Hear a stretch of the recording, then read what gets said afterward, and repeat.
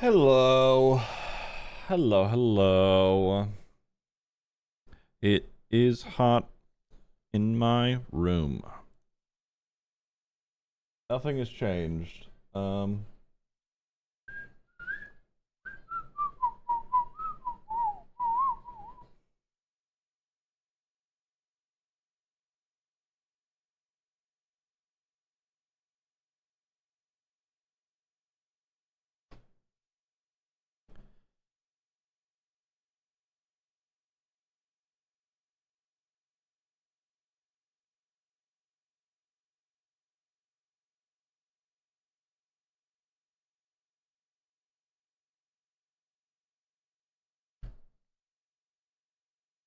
Give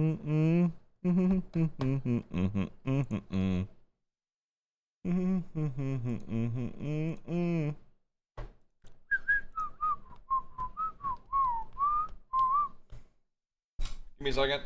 I'm wearing a hoodie like a dumbass, dude. Give me a second.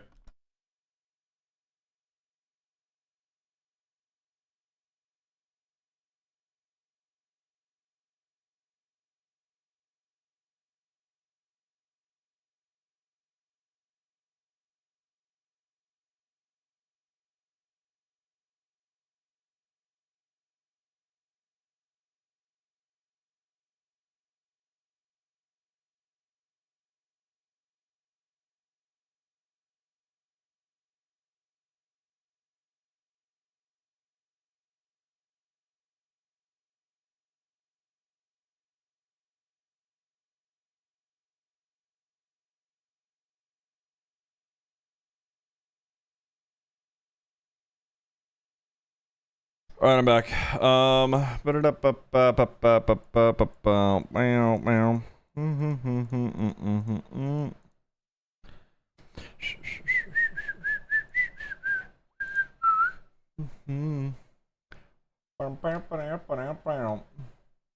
right.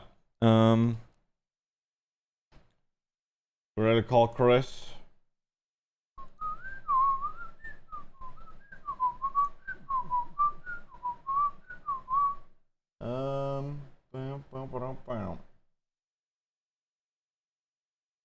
What is this? Oh, whatever.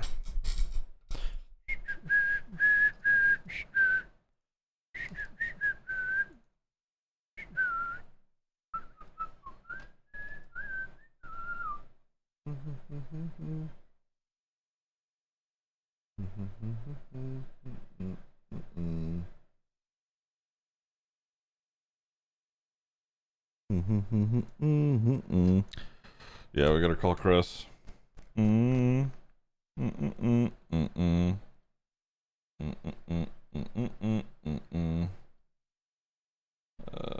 is that? Where's he at? Here we go. See if he's awake. I gotta mute the music.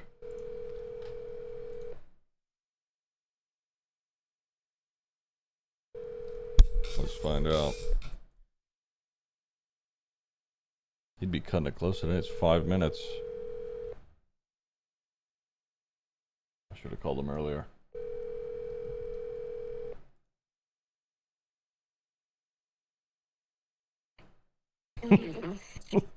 Good morning.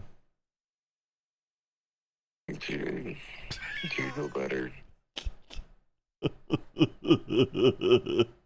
I think you missed this. Listen, I did. It's been what, 3 weeks? It's been too long. It's been too long. We gotta lock it in, man. I'm here. I'm locked in. Okay, I'm ready to go now. Thank you so much. Are you live already? Yeah, I'm live already. You're on stream right now as we speak. Fuck. God damn it. Wake up, time for school. Dude, you're bringing back PTSD on that one. Holy shit. My mom used to just walk around the house, door open, screaming, time for school. Yeah. Bus be coming in 5, and I was like, God.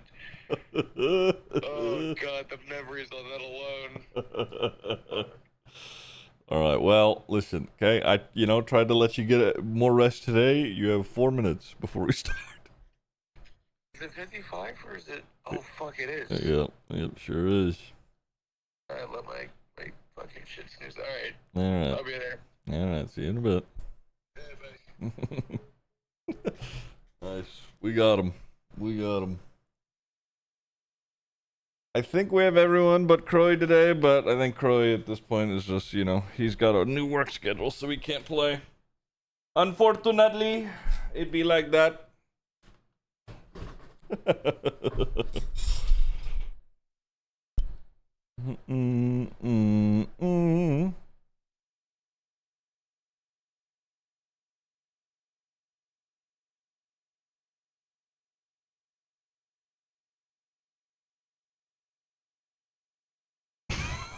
Yeah, there you go, Nancy. Auntie. Yo, Sil, thank you for the raid. Hello, everybody. Dude, Sil, I'm sorry for your PC. That's tough. That is tough. Thank you guys for the raid. Hi, guys. Hope you guys are having fun. We're here to play some D&D.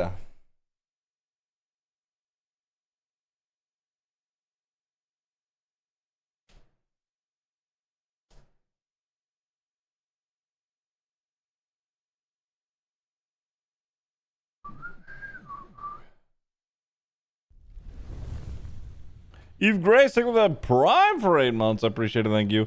Monthly D&D tax. Yeah, nice. All right. Let's see. Who are we missing? We have Elephant. We have Sil. We have Cutie. We have Sunstone. We have Sock. I think it's just Chris. We're just waiting on Chris to wake up and log on. Wanted was the world. All right. Let me pause the music.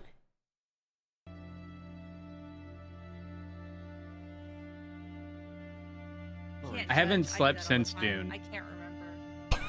That's crazy. So however long I've been. Since it came out, like 2 weeks ago. No. I mean, like when we were playing yesterday. Yeah. I literally do that too, though. I can't remember sometimes when the last time that I slept, and I'm just like, I don't remember. Oops. Yep. Oh, I've had a full night's rest, Kirby. That's crazy. Oh wow. Sorry, I'll what did repeat you what do? I said while you were muted. I think Mhm. I have a macchiato, a double shot of espresso, Sour Patch Kids, watermelon flavored, and Twizzlers. I'm a diabetic, by the way. Nice. That's fucking crazy, dude.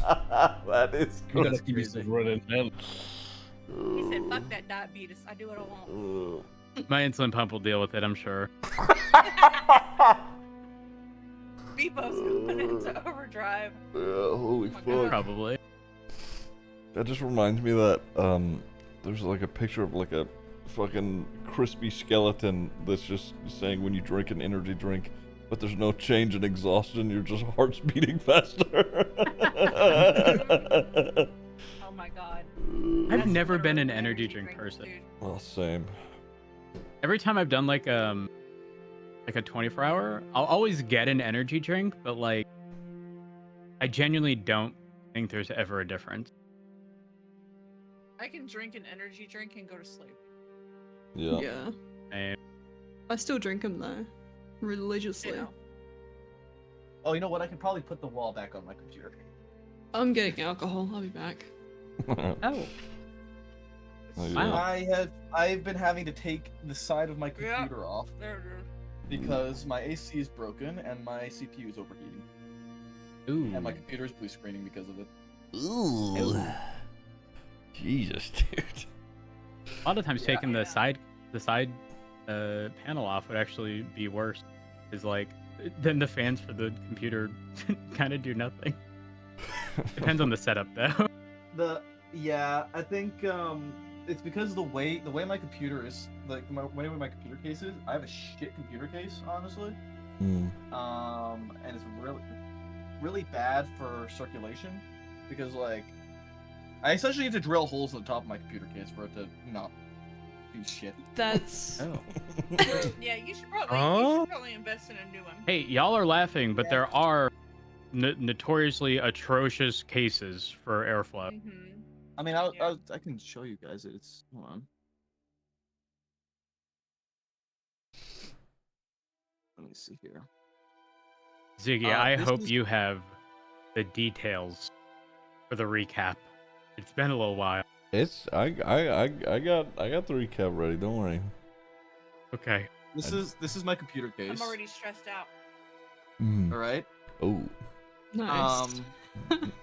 The Honestly, back I of can that see it. is all mesh, but the only ventilation on any other aspect of this computer case is those little slits on the side, on the left, and then it mimics that on the right side as well. So this whole That's top great. part is Front solid, panel. and the whole front is solid. Does it have a dragon on you it because take it's off? breathing fire, or?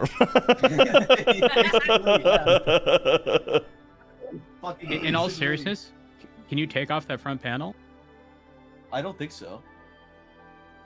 That's crazy. How would you clean the filter? I was gonna say, otherwise I'd pop that motherfucker off. Filter? Normally there's like dust filters. Just get a hammer. I was just saying, I'm gonna The take a drill and just Australian way. drill the top of the fucking case, because the top of the case is where my CPU fans are. I hate to break it to you, but it's blowing into a solid wall. Trust me, I know.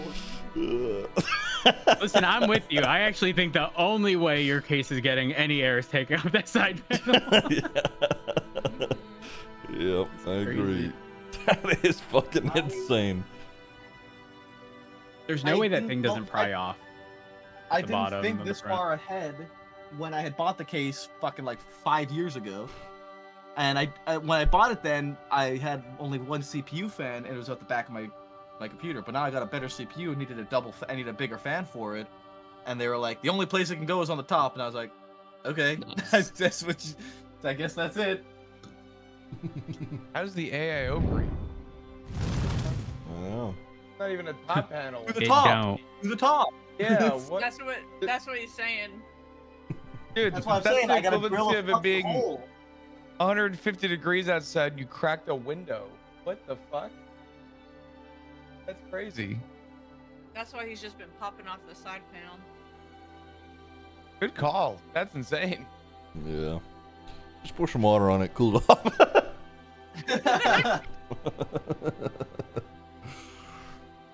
All right.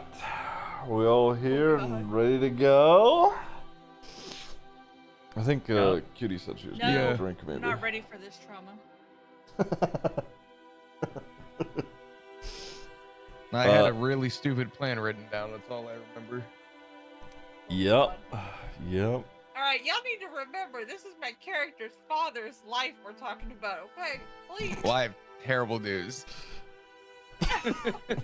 Alright, I'm back. I was staying on the heating. I'm cold.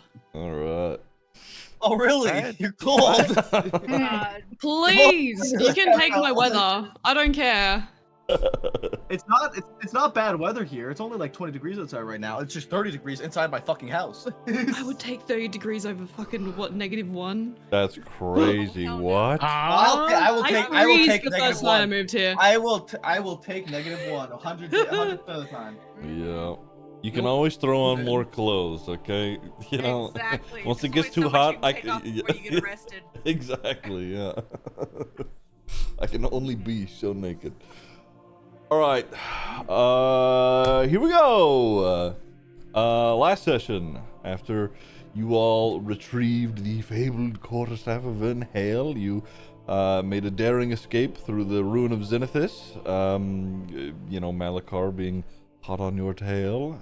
You set your sights on sailing back to Lyrenport and reporting back to the Duke and Lyra and the others.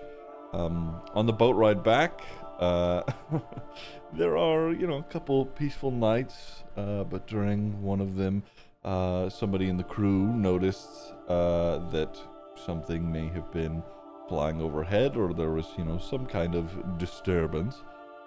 This chatter, wakes you all up. You all head topside, and eventually, as you peer out into the darkness, you see Bithit, the shadow dragon, who has been, paired with Malakar this entire time. And he passes over the boat. First mate Thar, and he runs over to try and, get onto the ship's ballista, but before he can make it, Bithit flies by, scoops him up. Fimble makes an attempt to jump on Bithit's back by climbing the ship's main mast ladder. But he manages to cut Bithit a little bit, but he doesn't manage to stick on top of him. After a few passes around the boat, Zargo, with a commanding word, compels Bithit to land, and then proceeds to polymorph himself into a giant ape and pin the dragon to the boat. While the rest of you are beating the shit out of him. Though the dragon himself had not actually made an attempt to kill anyone, as you continue to beat him, he eventually pleads and gives you pause for a moment. Bithit explains that Malakar has summoned him here from a realm known as the Shadowfell, and then bound him soon after with an amulet. This piece of jewelry was recently passed off to Jinmora, traitor of the High Council at the Stone Guard Citadel. Bithit has asked for you to kill Jinmora and destroy the amulet, setting him free. In return, he will aid you in your fight against Malakar before eventually departing himself. After a quick and easy agreement, the dragon states that Jinmora and a small raiding/mercenary party that the cult has hired, called the Charred Hounds, are being sent to a chapel outside of Lyronport and to kill the head of worship there. In realizing what's happening, in a bit of a rush / panic, you all quickly gather your things, tell Captain Voss of the Wailing Star that you'll see her around, and Bithit flies you along Ryagreth's coast. It's quite a long ride, but you do get to the chapel as fast as you were ever going to get there. And the dragon drops you off in a clearing not too far off so that he is hopefully not seen with you. Upon your arrival, you see the Church of Lysinti, or at least one of them, in flames. This is, where Tamsin was raised, with bodies that are being burned, sort of in piles nearby. The Charred Hounds stand guard out front, and Medley spots Jinmora, walking into the main chapel of the building. You all decide to split up, the ranged folk electing to float up into the sky riding a wagon, the others on the ground charging forward, and as the fight goes on for a bit, Jinmora is seen, at the front doors of the chapel again, this time dragging Father Yenrik by the scuff of his robes. And he's already looking pretty bloodied and beaten. She yells out, demanding for the staff, otherwise she's going to kill the old man. Zargo attempts to cast polymorph on Father Yenrik, but Jinmora, not hearing an answer she wants to hear, slammed her hammer down onto his head. That is where we left off at the end of Zargo's turn. So we are full, jumping right into combat here. Oh, God. Zargo, you are still concentrating on Hypnotic Pattern for the owlbear, Shepherd Varric, and one of the bandits over off to the left. Otherwise, it is this archer's turn. Let's see, what are the archers going to do? Chris, you're right here running up on him. This archer is actually going... Sure. Should I be able to see the, battle map thing? Because I'm seeing the either. burning chapel at the moment. Oh, right. Yes, let me pull you guys over. No, you're good. There we go. Okay. This archer was initially looking in Fimble's direction. So they're going to fire one arrow towards you, Fimble. Chris, you're right in front of said archer. Is an 18 hit? For Omar? No, for Fimble. Oh. They were initially looking across the ridgeway as you're running up. I don't think I have any buffs or anything on right now. Did I have? What was my? Do you remember what my rage was? I don't know if you Was I have. raging? I don't know if you have raged yet, because I think your first turn was initially spent moving all the way to where Oh you yeah, are I had now. to fucking run across the Yes. goddamn map, didn't I? Yeah. Yeah, If we're I- way behind. Yeah.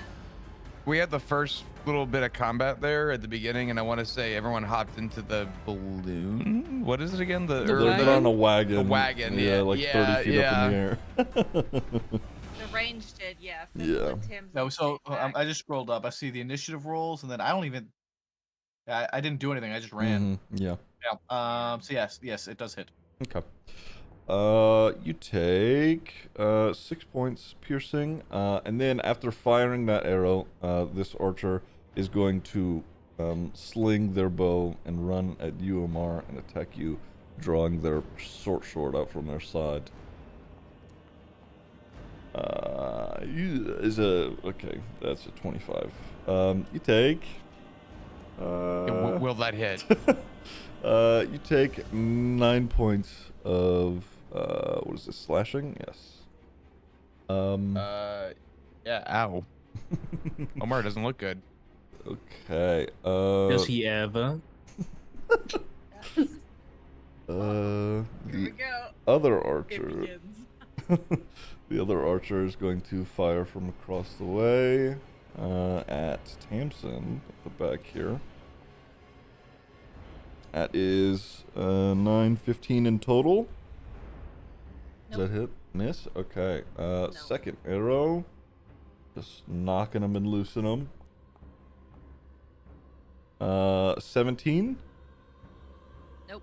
Still no. Okay. I mean, you know, sort of, as you're running up, you're sort of prepping yourself to be in a fight with a wolf anyway. They're firing arrows, and sort of one goes wide, one, you know, just like planks off your armor. No problem there. Tamsin, it is your turn. What are you doing? Oh boy. Well, the only thing that I can do. Panic. Let's see. We're gonna attack the wolf. Yeah, hell yeah. All right. One, two,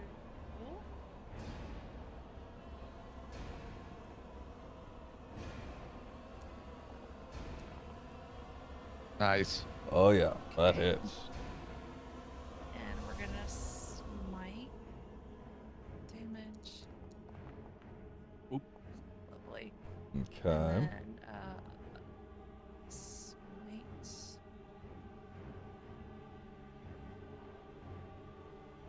Jeez, okay. All good. For 8 in total, you know, swing your mace, like cracking it across its jaw. It's still, you know, standing pretty steadily, but you did give it a good swing there. All right, and now we do it again. Very nice. 15 in total would be, yeah, no, that still hits. Hell yeah. All right, good. Oh my god, Another please. 4 points of damage. It's okay. We're getting the ones out of the way early. just Yeah, swiping there you go. across. It's sort of, you know, doing its best to duck out of the way, even though you're still, you know, slamming into it. It's looking hurt, and it, you know, you can hear it whimper a little bit, but it's, you know, still like getting ready to bite back at you. Did you want to make any movement or do anything else? There's not really any movement I can do. Let's see. Is there a?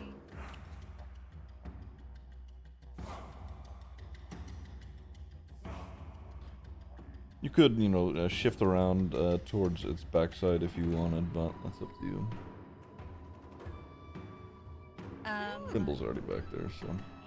Yeah, just kind of circling around. Yeah. Mm-hmm. Let's do that. And that won't get a opportunity attack? No, So because you're still, yeah, you're still technically within its range, so. Alright. Okay. Yeah, that's me. I'm good. All right, Acton, you are up. Medley, you are on Hey, deck. it's me. So just to verify, big bad guy over here. Are they actively like? Was it like a swing of the hammer? What? Oh yeah. Like she are they was putting pressure on the hammer still? Question mark.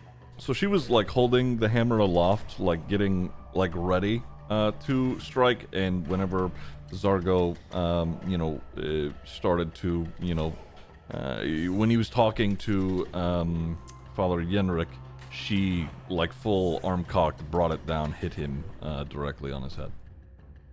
Yeah, he's already incapacitated, so. Mm-hmm. Okay. I'm going to do something probably stupid. But if it works, love stupid. guys, we might be onto something. I'm going to cast. Better you than me, Curvy. Well, no, it's not anything crazy. I'm going to cast. Where is it? No. I'm gonna cast Levitate on them. Or attempt to. It needs to be a Constitution saving throw. Who's this on? On big person over here. To hopefully prevent anything else from happening, because they'd be levitating in the air. And the only way they can move is by pushing or pulling against fixed objects. Okay. How far up are they going? 20 feet. 20 feet in the air. Okay. Con save. I rolled a 10. So, you know, you cast the spell and like out from underneath Jinmora, you know, some the spell's cast. She starts floating upward, sort of like kicking her legs, you know, trying to, you know, stop herself from moving up. She's up in the air. Perfect. I hear a verb. Oh, sorry. Yeah, Cherry's playing with us. No, I you don't have to mute, believe it's okay. that's going to be the only thing I can do. Yeah. Okay. I'm gonna end my turn there. The hope being they can't do any additional damage, because old guy isn't dead yet, right? Just to clarify. No, He he's is. knocked down. Yeah, he is knocked Okay. down. My purpose is to prevent the death. Okay.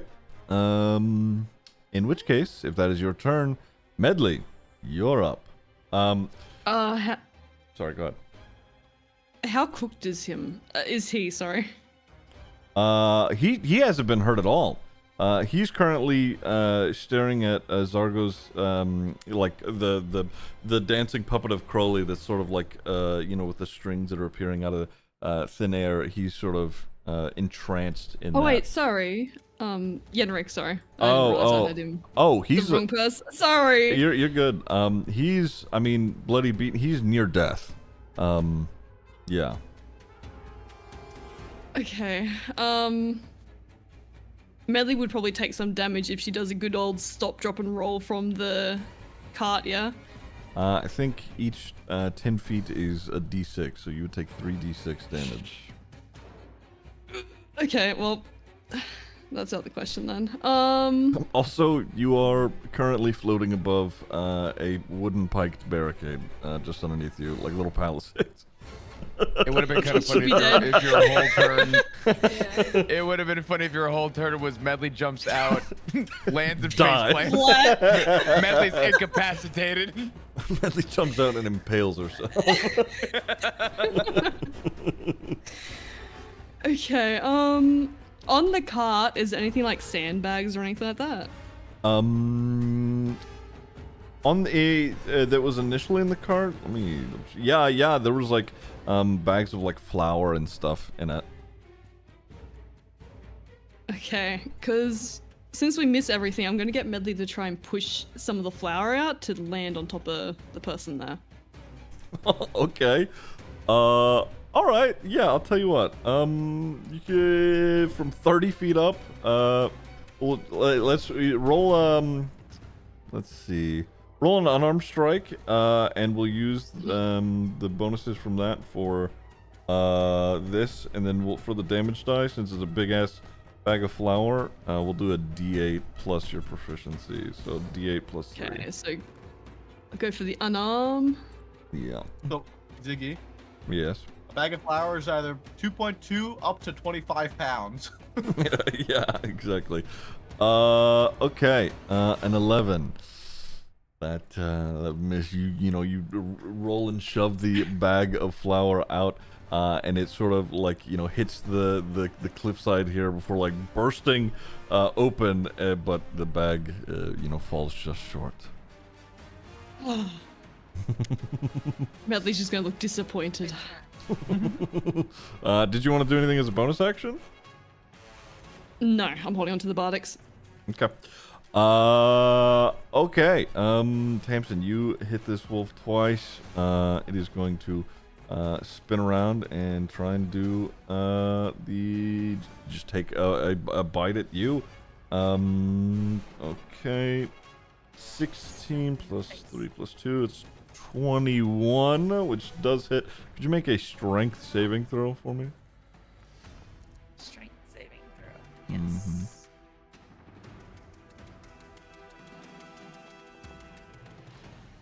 Okay, nice. So it lunges at you, and it manages to latch on your arm, and it it's sort of getting its teeth just past the armor plating. It pierces into your skin. That is 12 points of piercing damage. That is its turn though. Fimble, you are up. Time for Gamba. Oh, Jesus. Please. Roll a Please, d12. no. Please, my father's life is. R.I.P. Yenrik. No. 11. For 1 minute, one random creature becomes invisible at the beginning of each of your turns after this one. Off. Other creatures cannot hear the target, and the invisibility ends when the creature attacks or casts a spell. Otherwise, it ends at the beginning of your turn. So, at the start of your next turn, somebody's vanishing. Okay. Go ahead, Fimble. I hate your wild magic. I love it. Gamba. How does this wolf look fucked up? It is injured for sure. Tamsin is like, sort of like cracked and torn skin across its face.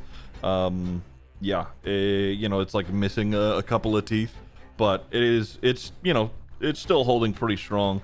It's took some damage like to the head and face, but it's definitely still kicking, no problem. How are these two guys looking? They're looking like fine. They're fine. Yeah, they're fine. They haven't taken any damage.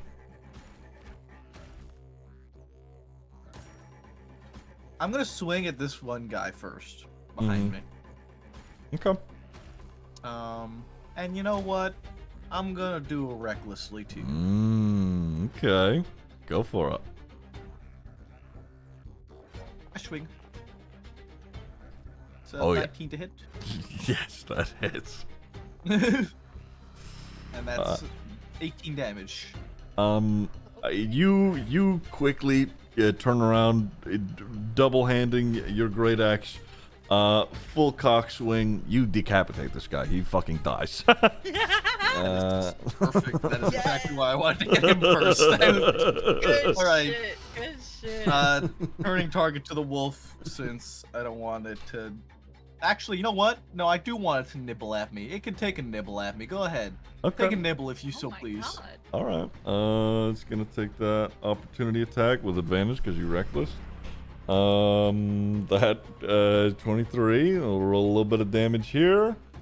You are raging now, so that is 6 reduced to 3. It's sort of, as you're running away, it sort of like goes to bite at your ankle, and it scrapes a good bit, but nothing too crazy for you. What do you want to do? Run it back. All right, go for it. We gonna kill the other one. Yeah. 24 to hit. that fucking hits. Oh yeah. I mean, Damage. sort of, sort of how you see like baton twirlers. Fimble fucking lops the head off of one guy. You spin him around in your hand with other direction, just immediately cleaving these guys left and fucking right. Both of them are dead. Thimble starts hoofing it. All right. Yeah. These guys can't You guys take. are all hypnotized, right? Yep. Yeah. They can't they're still do anything at the hypnotized. moment. All right. That's 2 attacks, bonus action, and my movement. I am done. All right. Now hypnotic pattern. Do I get to make a save on their turn? Nope. No, they're just straight up fucking incapacitated. Nope. Yeah, hold on. I'll put it in. Now they have to Yeah. get hit. I think they have to get. Oh, yeah, you're right. You're right. Yeah. Let's see. Oh yeah, that's fucking crazy. Okay. Yeah. No, you're right. All right. In which case, we are moving beyond their turns. Omar. Well, fuck. Okay. A lot changes. The levitate changed my plan. I'm gonna go in for an attack so that I can disengage here.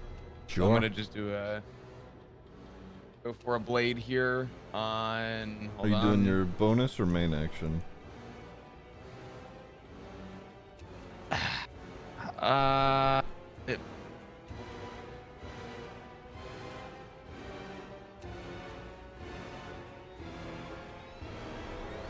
gonna go for my bonus. Okay.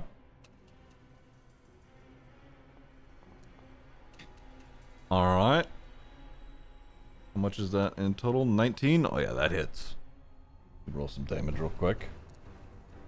Very nice. 7 points as you like are dashing towards them. They took that first initial swing. You jab your blade like into their shoulder and cut through.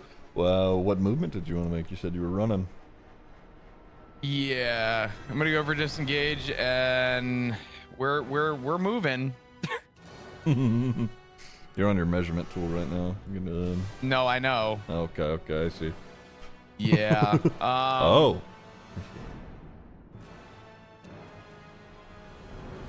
So my original plan's out the window. I had a fucking cooked. Yeah, no, it's all good. I had a cooked plan. This is probably for the better. So Omar's just gonna kind of pop around and immediately run for I'm drawing a blank on his name. Yenrik. Yenrik. Okay. And what state was Yenrik in originally again? He is unconscious on the ground, beaten and bloodied, near death. Okay. He's fine. Yeah, probably. Bruh. Oh god. All right. Omar. And the Omar- only 2 who can actually heal are like so far away. Well, I think the only thing Omar can do right now, and I'm probably going, is Omar is going to use his action, and he's going to try and give him his potion of healing. I don't think Omar would know what else to do. Okay. Try and wake his ass up. Mm-hmm.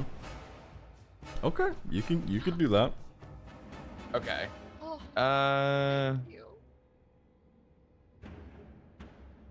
hopefully that worked. If you Should can I- roll the healing on it. It should be in chat. Yeah. targeting him is fine, but you know if it doesn't work, then I can heal him. Okay. Yeah, it's just +9. +9. So you poured it into his mouth, and you see his eyes sort of open a little bit. Some of the wounds close up very gently. He's still hurt pretty bad, but he is conscious now. Okay.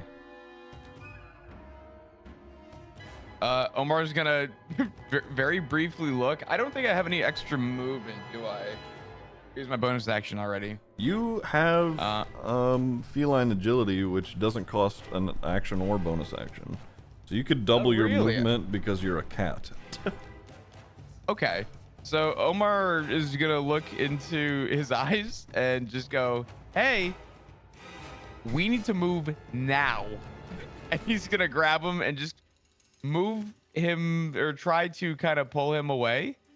I don't know how you want to do this. I'm not picking him up and moving him, but just getting him away from fucking Genmora.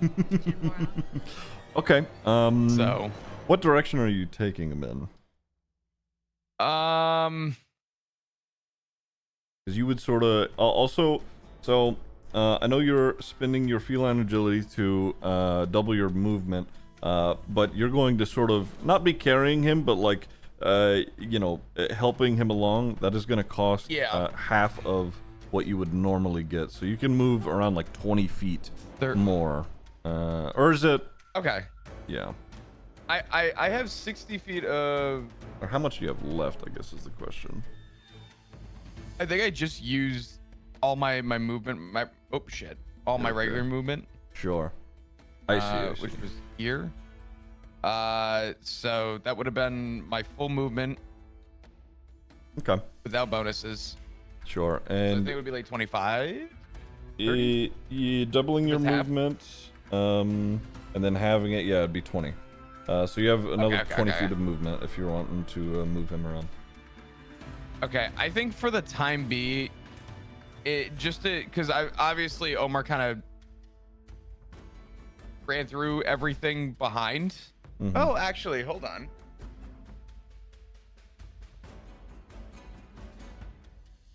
I think for the time being, Omar is gonna move kind of this direction, just up and away, but toward kind of the point of leave. So. Okay. That would be.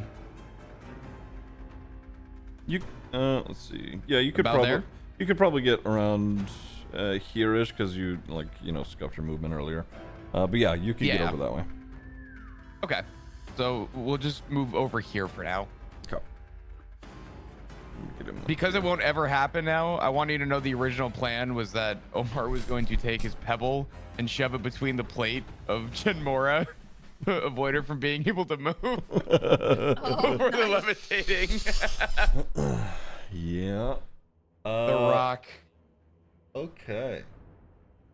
That would be the end of my turn. Mind you, Omar does not look good. Okay.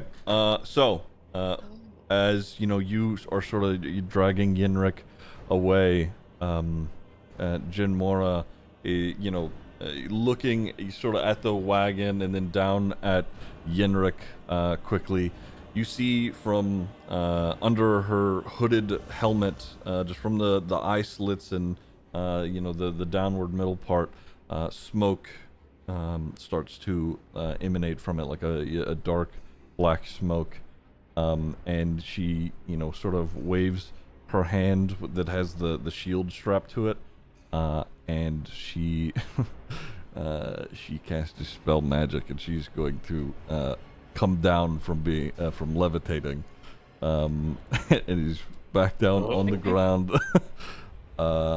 and she's going to sort of saunter her way back over here towards you and Yenrik. Bro, hell no. Saw that coming. No. Saw that coming. Okay. That takes away that. Okay, she can only. Oh, well, that's good news. She can only attack one of you. Instead of what she could normally do. Okay. In which case, she's comes down from floating, runs over towards you, Omar.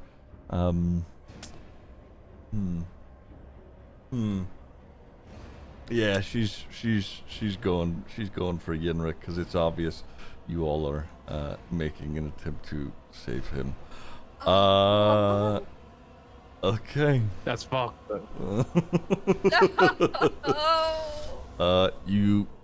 She runs over, she grabs Yenrik on the shoulder, and like in a arm like fully swung backwards, she does like a side swing and cracks him against the jaw. You see again, Omar, her being directly in your face now, this little heavily armored dwarven woman. There doesn't appear to be a face in that armor. It is just black smoke that is coming out. But again, Yenrik, he's unconscious on the ground. Okay. God damn, dude. The dispel took some things for me to do. So Zargo, you are up. Tamsin, you are not far off after the archers. Oh. Boy. Does it look like there's any I know we saw her cast magic, but does it look like she's got any active spells or anything on her right now? Aside from that specific cast, no. Okay. If that's the case, I'm gonna keep it simple. I'm gonna cast Dissonant Whispers on her. Okay. What does that do again? Psychic damage. Yeah, sorry, damn it. I'm just gonna do it first. You need to make a DC 15 Wisdom save. Wisdom Alicia. save. Okay.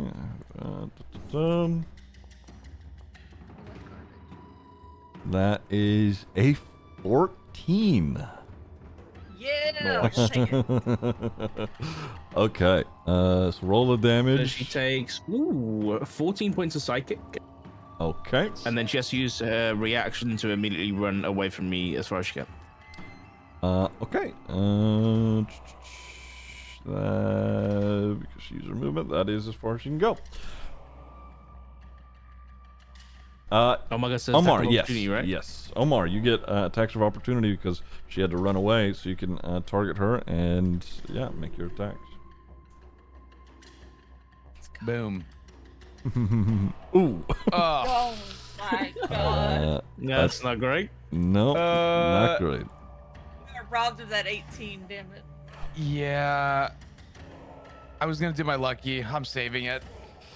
Okay. Yeah. All right. Yeah, 9 definitely misses. She takes off and you swing at her, but just before you can get her, she is, she's gone. Never mind. I will bonus action. Let me see.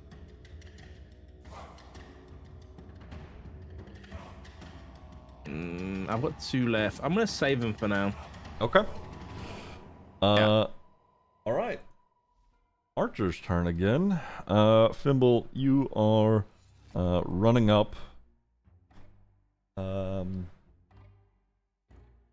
Yeah, she's gonna fire her longbow at you. So you're just, Omar already took off, took a swipe at her, but she's draws out that longbow again, fires. That is a, oops, I was targeting Tamsin for some reason. That is a 24 to hit. That is 10 reduced to 5 for you, Fimble. So 5 points of piercing.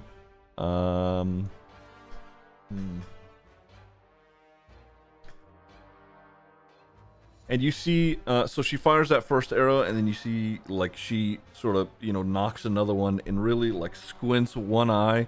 She's going to use a bonus action to use her archer's eye and add some damage to this. That does hit. Okay. And the damage is a plus a D10 die, so that's 9, so 4 initially, so that's 2, 6 in total piercing instead. You know, as the second arrow comes flying towards you, Fimble. Oops, that was not meant for the archer. Okay. Let's see. This other archer across the way still looking in your direction, Tamsin. Just firing these longbows off, volleying them towards you both. That is a fucking... The first attack is a 1. Alright. Hell yeah. The second attack is a 2! So this archer from this distance, you know, missing your little halfling ass, firing across this ridgeway. That's right. Tiny. Okay. Tamsin, you are up. Acton, you are on deck. Buh. All right. We're going to attack again. Go for it. Attack. Oh yeah. Nice. Bad. Oh yeah. That'll hit. Almost. That'll hit. All right. And I swear to God. Okay, another 4 points damage. We're gonna smite. Okay. There we go. I think you're down 2 smites now, just to be sure. Okay. 11 points damage. So this one, you know, slam your mace against like its neck, and you can hear bones cracking as it, you know, yelps out. Yeah, that is quite a bit. I already did the 4, right? So that's 11. You absolutely broke something on that swing. It, you know, is sort of moving a little less properly now. Its jaw is sort of, you know, hanging a little bit looser than it was. It's hurt. We do it again. 14 is the wolf's AC, so that hits. Oh, yes. All right. There we go. Okay. Tamsin, how do you want to kill this thing? Oh, I'm just gonna beat it into the head until it stops moving. She has a rage in her right now that is just I can't even put into words. The whimpering stops and the wolf goes quiet as you cave its skull in. You're good to move. All right. I'm gonna, I guess, book it. Mm-hmm. Yeah. Okay. All right. Is that your turn? Now it's just a mad dash. She's gonna try and get to her dad. Yeah. Okay. Acton, you're up. I have a question. Mm-hmm.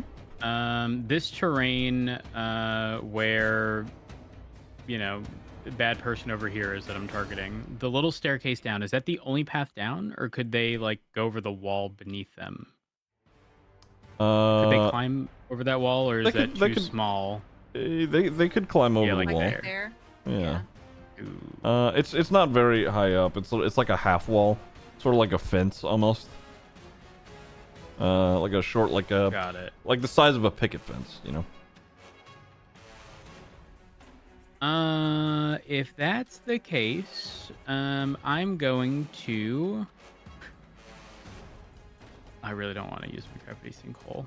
Not this quick. Would doing anything interrupt the like running away from Zargo? It's already happened, so no. Okay. I'm going to magic missile. Okay. Just a second. Roll, consume. Oh gosh, what level? I'm just gonna do this for now. And damage. Okay, so the Wait, first is that only? Yeah, it only rolls the first dart for some reason. So, roll 2 more d4 plus 2.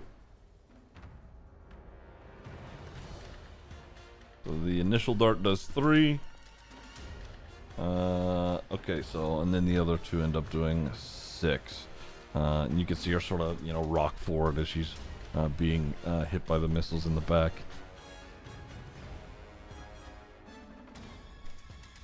That is going to be.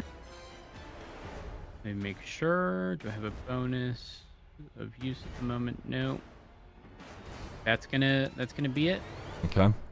Medley, you're up. Fimble, you are on deck. Is there another sandbag? Yeah, there's a couple of them there. If you wanted to Yes, do it again. we're going for round 2. Okay, go for it. Let's do it again. Same formula. Please.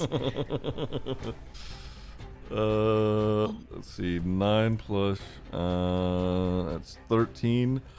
Their AC is 16, Medley. I give up. Medley's just gonna like slowly like move her head back so you just can't see it looking up at the cart. Just in embarrassment. All right, Fimble, you're up. All right. I took the time between my turns to disassemble my computer. Hell yeah. Oh yeah. Can I have to run around these, don't I? These are like actual barriers. Yeah, they are barriers. Yeah. I mean, well, Omar's he's a rogue, so he did some wall running things, but. Okay. I can't really go much further. Oh, wait a minute. than It's this the start of your now. turn. Hold on. 1, 2, 3, Oh, yeah, somebody's 4, gonna go 5, invisible. 6, 7, yeah. 8, 10, 11. All right, roll a d12 for me. And if it's a 12, we're just going to have you reroll. Actually, no, wait. Please, yeah, Yenrik. 7. Acton, up in the wagon. You won't see me coming. You turn invisible. All right, perfect. Okay, all right, go for it, Fimble. I'm gonna do something that I don't think I have done since the beginning of the game. Oh. I'm gonna use this wonderful. I know what you're doing. Sorry. I'm gonna use this wonderful feat that I have called Tavern Grapple. Tavern Brawler. Tavern Brawler. So I think it's an unarmed attack roll, and then after that. It is an unarmed attack roll. Yeah, and then Which I is can crazy grapple. because he loves to do this. I've never really had an opportunity to throw somebody off of a cliff. So I will be unarmed attacking this man with recklessly. Advantage. Wow, that's a 1 and a 2. Holy shit. Wow. It's a 10 to hit. It's a 10 to hit with a 2. Their AC is 16. So as you sort of, rack your axe on your back and you're running barefisted, the archer sort of, just quickly jumps backwards a bit as you go to, swing at them and, grab with the other hand. It's a miss. Doing it again. Yeah. That is exact. That does hit.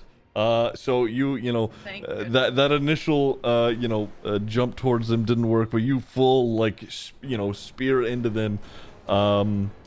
It is a contested strength roll for a grapple, Well, I think right? do I not do? Oh, you do damage. Do damage. Yeah, sorry. I do damage for it, right? Yes. As 8 damage. Okay. Oh, damn. Holy fuck.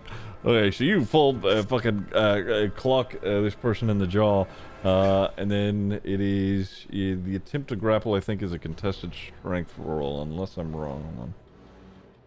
When you hit a creature with an armed strike or an improvised weapon on your turn, you can use a bonus action to attempt to grapple the target. Yeah, I don't know. It doesn't specify. I don't know, it's standard. Yes. Yeah.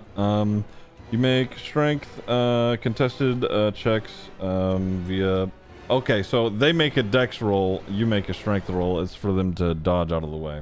So you're rolling with advantage because you have. Sorry, go ahead. Raged. Yeah, Yes, if I'm yeah. not mistaken, I'm also advantaged because I'm raged. Yes, correct. Fucking shit, Bro. dude. 12. Wow, those Uh, are bad. 4 bad rolls. good news. I rolled a 4. So you do grapple. great. Yeah. Okay. Well, I think you know what's about to happen. Fimble is going to grab this archer, staring them dead in the eyes, and in a swift movement, yeet him off the cliff. All right. Yeah, go for it. Yeah. So you know, full grab onto him, sort of like rotate him, shove him off to the side. That is a good. Are you aiming for the ground below or the river below? The ground, definitely the ground. Okay, it's a good like 25-foot drop there. So roll 3d6 for me.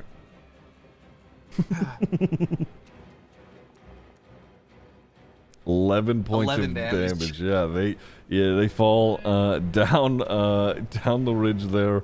Let's see if I can do. As he's falling, Fimble watches over the edge and like does the little a little wave, like bye. Perfect. Okay. So they fall to the ground, prone. They are still, conscious, but definitely hurt. Still alive after that? That's these. I should say these archers are, they're wearing like some like scale mail leathers and whatnot. These are tough guys. Those smaller bandits were just kind of like grunts or whatever. These archers are trained fairly well. They are mercenaries for sure. Okay. And Fimble is going to proceed to run up to like here. Okay. And call to Omar. Get him behind me. All right. That'll be my turn. Okie doke. I mean, these guys are all fucking still staring at a dancing Crowley. Including the Crowley, fucking owlbear. Thank Okay. In which case, Omar, it is your turn. Okay. To your question, Chris, it's because you have the mobile feat. Any melee attack you make immediately lets you like run away from the person you attacked without provoking opportunity attacks. I should probably re-clarify my question. Would Psychic Blade count toward that from a distance, or would it only be... Okay. It's a melee attack, if I'm not mistaken. I'll double check, but I'm pretty sure it's, you Okay. have to be up close. All right. Spot. I think Omar is making a play here.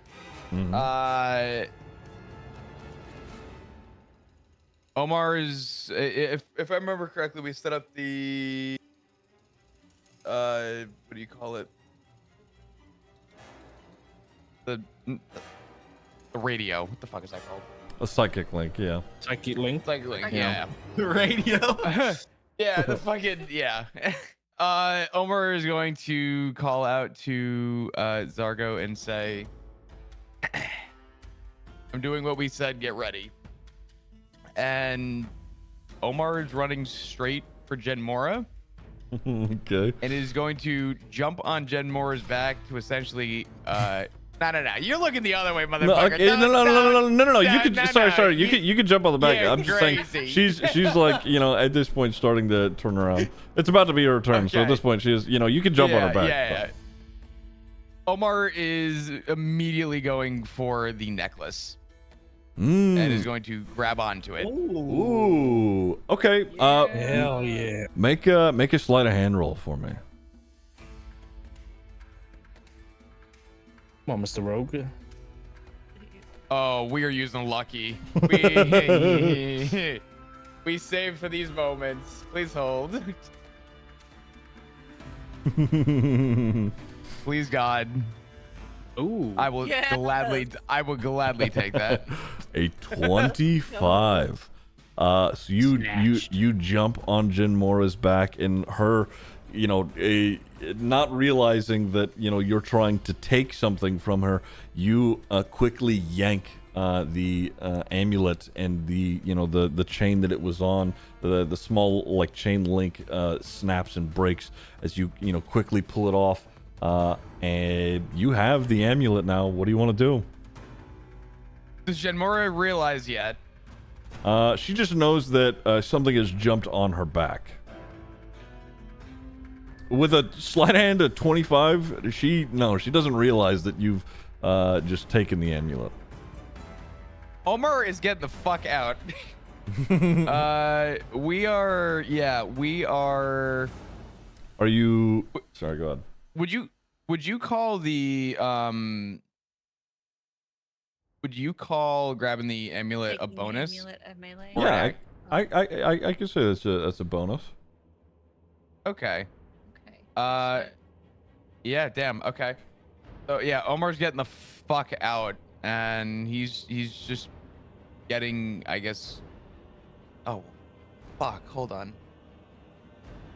I gotta think about who's going Stab up her in the next. throat.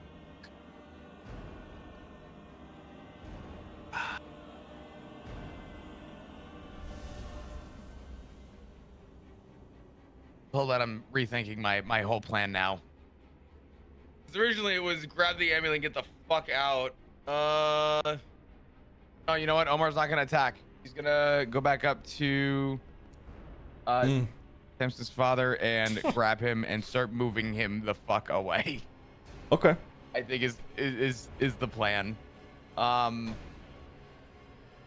Yeah. Final answer? Yeah. You're not making an attack? I don't like that you just said that. All So right, I guess I am making an attack. No, You you said that was your final answer, Chris. If that was your final answer. No. You asked, and I said, well, hold on. Okay. All right. I guess I'm making a fucking attack. You guys are gonna fucking regret this. Stab her in the throat. You roll a normal attack. You did a bonus attack, so Wait, what? You rolled your bonus attack. You roll a normal attack. Oh. Yeah. Oh, yeah. fuck.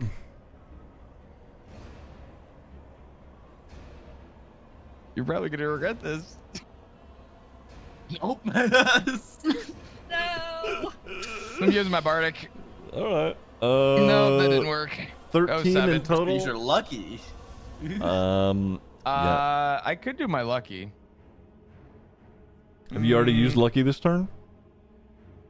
Oh, you did. Yes. Yeah. Yeah. GG. Never mind. I thought that was last turn. It's all right. You can still make your movement now, with no problems, because you made an attack. It doesn't mean it has to be successful. Right. You sort of go and try and cut at her from the front, but she's holding her shield up in front of like her neck area as you're like wrestling on her back. You can move.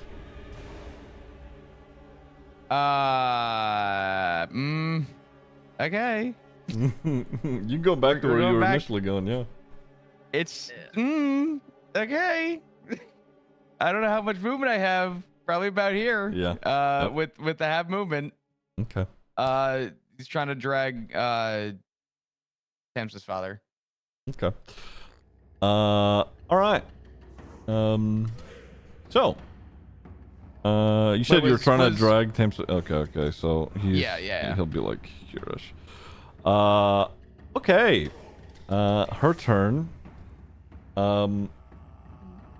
I did not hear an attempt to conceal the amulet, and I rolled perception for old Jim Mora here. It was a 20. So she sees that you have the That's amulet. No shit. Which is why I wanted to fucking run. But here we are.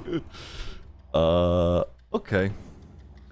She's going to, having jumped on her back and then immediately darted off, she's going to give chase. And we are going to...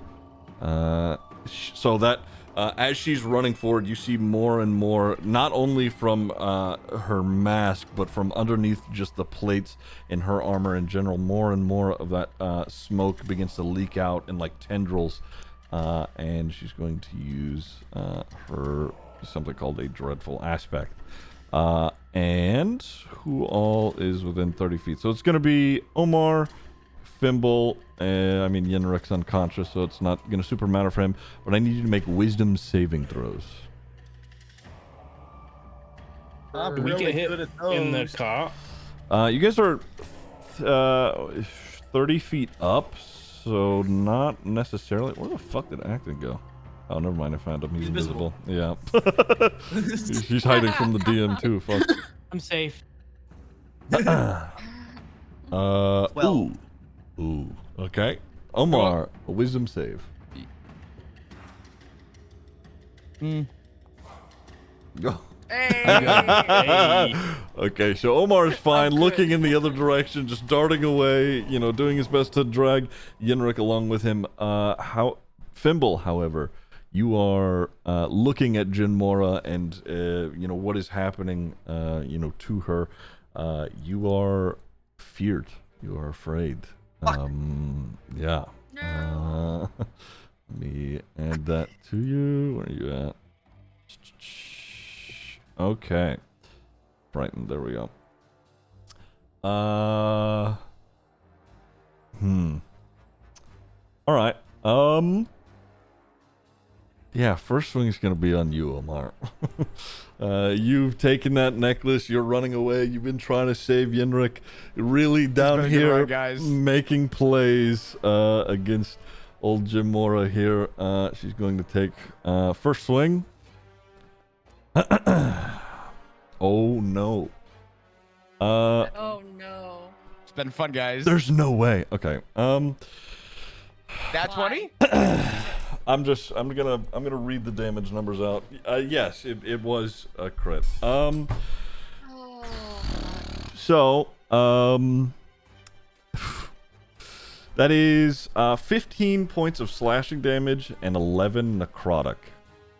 Oh. Against so you as her hammer cracks into you, you can, you know, feel something like withering you away as she cracks into your back. That is Omar's unconscious. He's not just unconscious. This is the worst Omar's ever looked. And for her second attack, she is going to take her shield and slam it down on just like the sharp bottom point of it in like the middle of Yenrik's spine. That'll be 2 death saving throws for him. Uh-oh. When is his turn, by the way? I have him on initiative count 20. Which is so right. Oh, so next. Next. It was nice knowing you, Yenrik. Let me make a saving throw. That is her turn.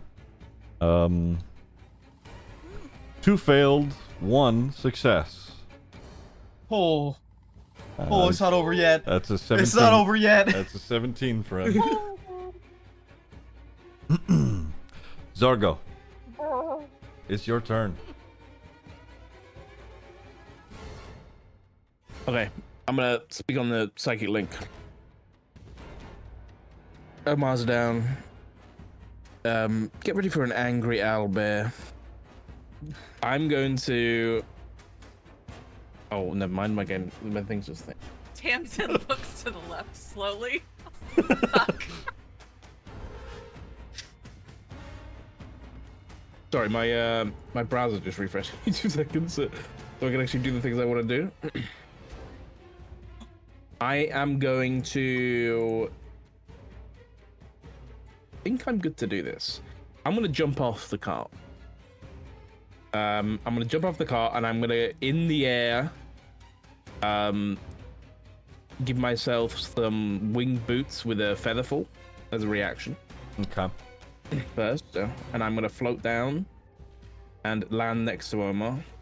Okay. Then I'm going to use my action to put a potion in his mouth. Okay. Which is going to be not great. 5 points of healing. 5 points of healing. Omar, you felt that hammer slam into your back, falling to the floor. But as quickly as it happened, you go dark for a second, but then you see Zargo standing over you, pouring a potion into your mouth. You are conscious once more. I'm gonna look at Fimble and say, Fimble, I know you're angry, mate, but get the priest. We gotta go. And then I'm gonna kind of slap Omar awake and just say, stick to the plan. And then I'm gonna pull out of my pocket the rogue card, and as a bonus action, I'm gonna cast greater invisibility on Omar. Okay. All right. I don't know if I can do that, Zargo.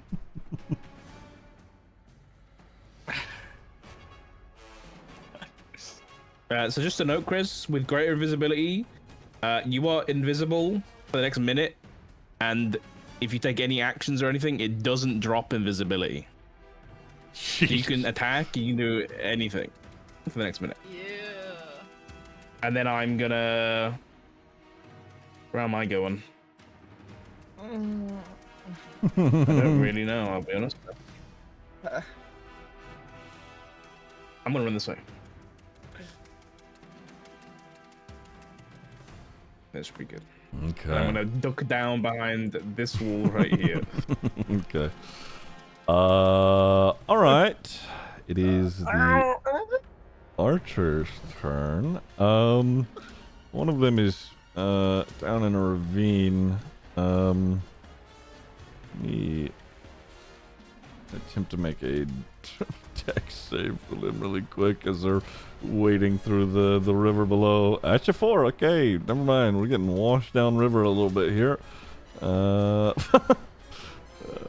Okay, that's their turn. The other archer, Tamsin is making their way across, but Fimble has already made it, focusing on the just closest targets. It's gonna fire at Fimble. That's a 25. Okay, and then so 9 reduced to 4. Piercing, and then the second arrow, we're gonna doing that squint again using their archer's eye. Well, let's see if this hits first. That does hit. That's a 23. Add a cheeky d10. That 2 reduced to 1, so 5 in total. Piercing for old Fimble. Whoops, I fucking applied that to the archer, and I know what I'm doing. Okay. That is their turn. Tamsin, you are up. Yeah. I'm so far away. Okay, okay. Knowing the warning about the owlbear, we're gonna use our action because we're gonna have to fucking dash. So let's see. Can I do? Let's do 25 there, and then another 25 here.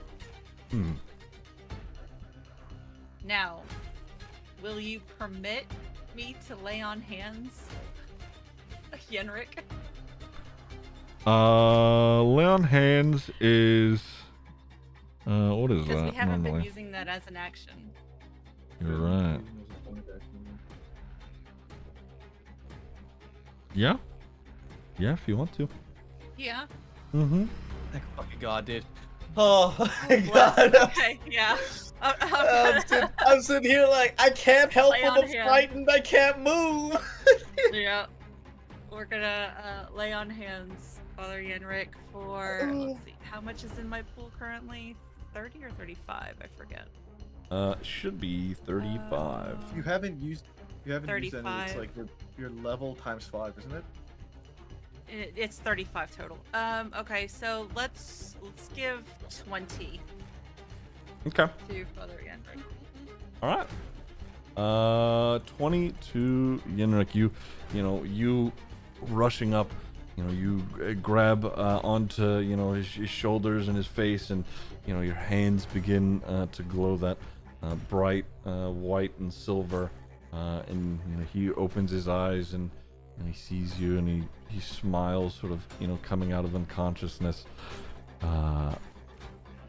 Okay. Did you want to do anything else? God.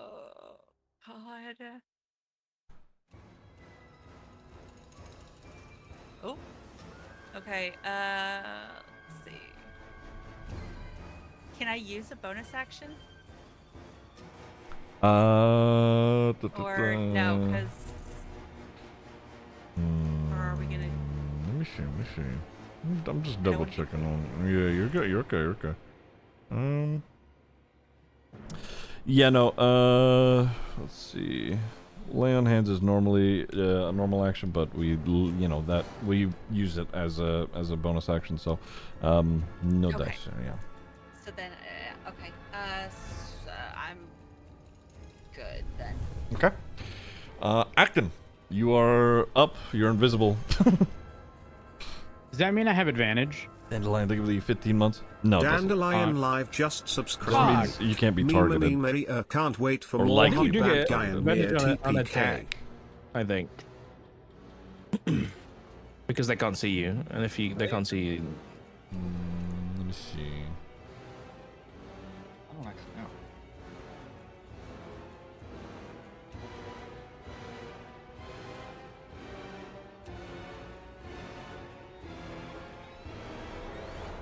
Visible. Any attack rolls against the creature have disadvantage, and the creature's attack rolls have advantage. You're right. Yep. Hell yeah. Okay. Hey. I better not get judged for firebolt. Oh, I thought. Hey, no way. I thought would you were- never. I would never. I want you guys to know, if it wasn't the current positioning, Dandelion, thank you for I 15 would be months. gravity There's welling more or hot gravity dog gang. sinkholing over the water, but it would take all of you with it. So I'm not doing that. There's these guys all over here too. Yeah, there's the three over here. There's that the three Are of they them. busy? No, well, not anymore. They're, They're not hypnotized anymore. No, they just got Oh, they're not. he Okay. just called. He called over the psychic link that we're about to have Yeah. to deal with an owlbear. So yeah. Okay. If that's Now's the the time, dog. case, Now's the time to shine if with that's that. the case, I think we're gonna have to gravity sinkhole these people over here. Okay, I didn't mean to place it there. 1 second. That is gonna have such to a give great that back. spell. Cast and here's the thing. To pull them off. Oh, is this off or is this on? Where exactly can you point and hold, or click and hold where you're looking at, and it should ping it. Click and hold right here. Oh, I see. That isn't off. It's over the little wall, but it's not off. Oh fuck. Hold on. How do I reposition this without having to like give myself the thing back and recasting it? I could move it if you want, or yeah, just ping where you want it moved, and I'll move that. I need to see the template. So is it okay if I give myself the fourth? Sure. Yeah, and yeah, then that's fine. That's fine. Okay. That's fine.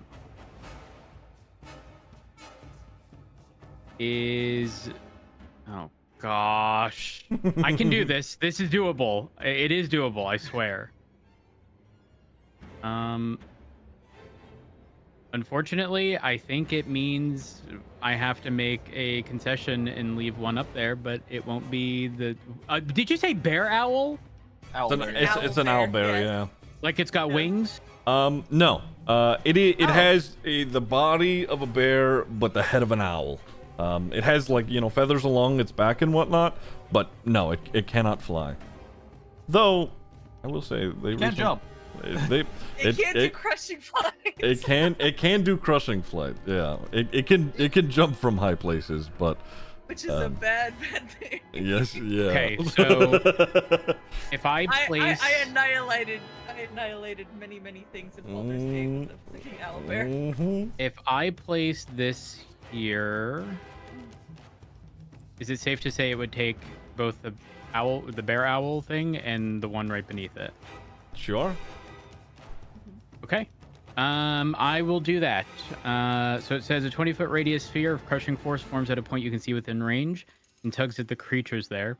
Each creature in the sphere must make a Constitution saving throw. On a failed save, you take 5d10 force damage and is pulled in a straight line towards the center of the sphere, ending in an unoccupied space as close to the center as possible, even if that space is in the air. On a successful save, they take half as much damage and they're not pulled.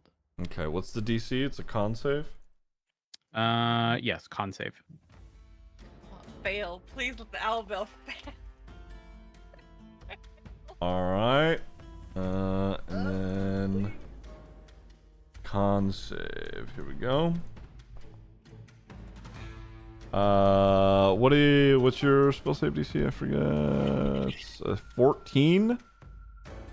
Alright, roll damage. A moment.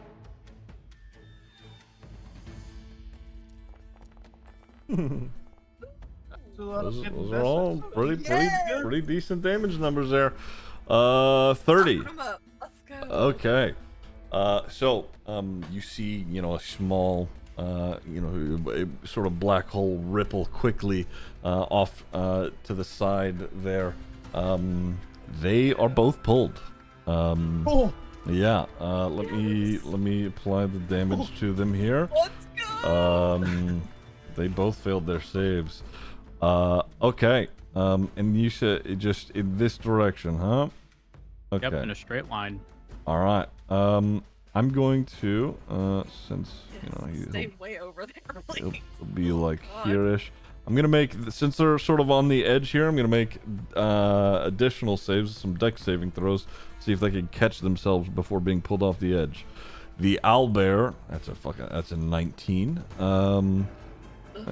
So it, it's like, it clawing its way, back up on top there, and the other fella is a 15. Okay, so they're still barely hanging on there, but they definitely felt the weight of the gravity pull them off. It's keeping them at distance, keeping them further away than they are, but they're still hanging on to the edge over here. But overall, yeah, that was big. The owlbear, you see like some of its feathers have been like pulled and torn, and as it was pulled over the wall, it looks like it may have like broken like one of its like hands trying to stop itself from being pulled over. The man, he sort of prepped himself for he embraced hitting onto the wall and rolling over, but he's he's hurt, but less so than the owlbear. It looked like the owlbear took quite a significant amount there. Damn, wait, hold on. This is little archer dude, is little pup there's looking better than the bear? Yes. Yeah. Holy fuck. That's Okay. crazy. That's concerning. That is going to be the end of my turn. That dude is getting smoked this time. There is no mercy. There is no mercy. Okay, so on your turn, Medley, him now coming out of this hypnotic pattern and immediately having another spell cast to pull him off to the side. He pulls his way up onto the cliff's edge and lifts him up, and all he can really see right now is you up there in that wagon. You casted a spell, you're no longer okay, so he sees you and Acton up there in that wagon. He looks up at you, and you can see he recognizes and he knows who you are now, and he you can just sort of see that recognition. What do you want to do? Oh no. God. How far is he away? Quite a ways away, around 60-ish, yeah.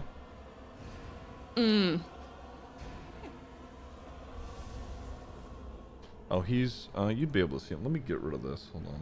So sort of like a half Flipping the wall. bird. Yeah. Yeah. Fuck Maybe. you. There you go. So you should be able to see him now.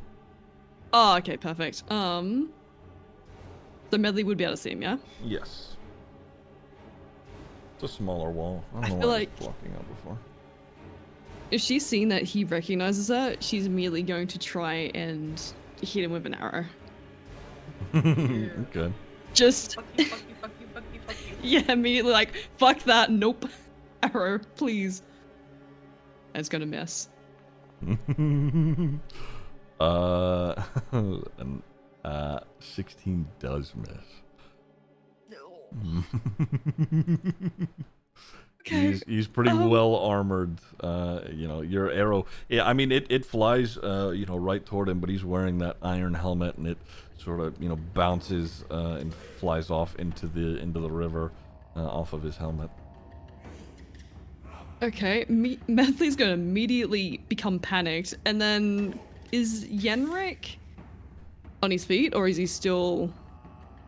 He is on his feet, yeah. I was able, he let Okay. me lay on hands, so he's healed a little bit. They're close enough for Bardic. Are they in the range for Bardic for Medley? Because she's up by 30 feet.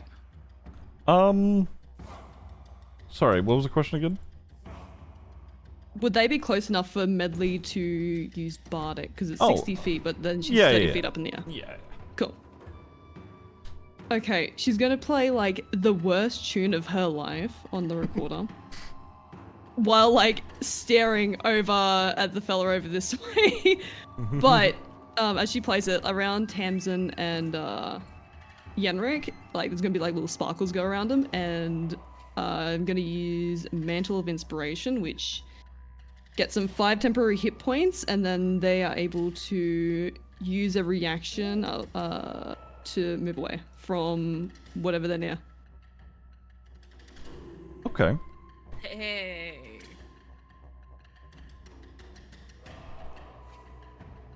There we go. And I can choose 2 because it's up to my, what is it? Charisma modifier, I believe? Hang on, reading. Plus 2.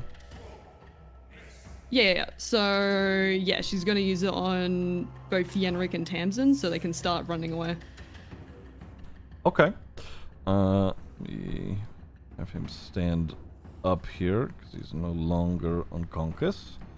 So they can use, their reactions to use their movement to run. Hang on. When creature gains temporary hit points, it can immediately use its reaction to move up to its speed without provoking opportunity attacks. Okay.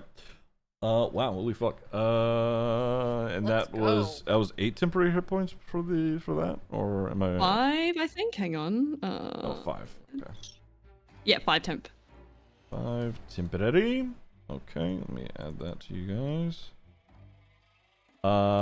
Okay, and that's if they're choosing to do so. Yes, I believe so. They can choose to use it. Okay. Tamsin, are you running? What are you doing? Ooh, I really would like to put myself between Jinmora and Yenrik. Let's see. Because Fimble is there, but I don't want to go back towards Fimble because that's closer to the owlbear. Oh, decisions.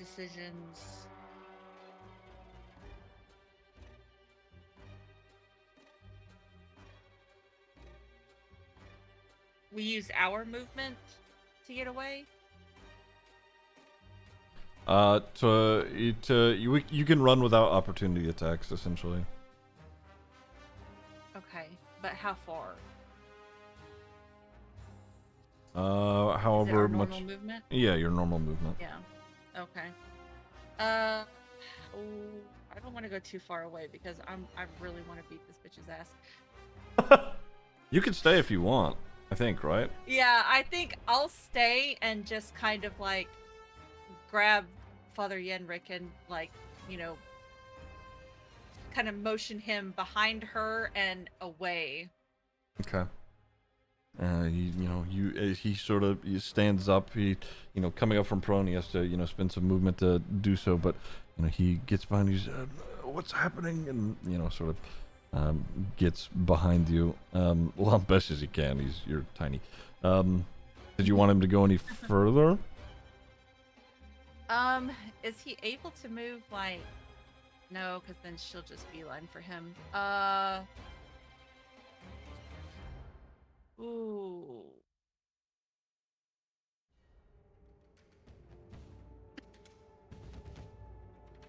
How much does he have? He has 15 feet of movement. Since he had to stand up from being prone, he has half of his movement, so he's 15 feet. And he's, Okay. So you could get to I like. feel like if I here-ish. were to move, I don't see where you click. Oh, sorry. He could get to like here if necessary. Oh no, I don't want him to go that way. I don't want him to go towards the owlbear. If anything, I'd want him to go closer to Zargo, Okay. but not too much far away, because I want to be You could go, like, between here. Jinmora and and then I can just be like right here. Sure. So that way I'm still close enough to him to protect him with my protection, but between her and him. Because if she tries to get past me to him, then I can beat that ass. Alright. Alright. Medley, is this the end of your turn?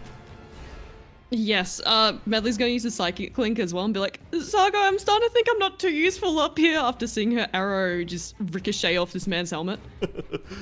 At the end of your turn, you see him clawing up that cliff and that, the arrow shunting off his helmet.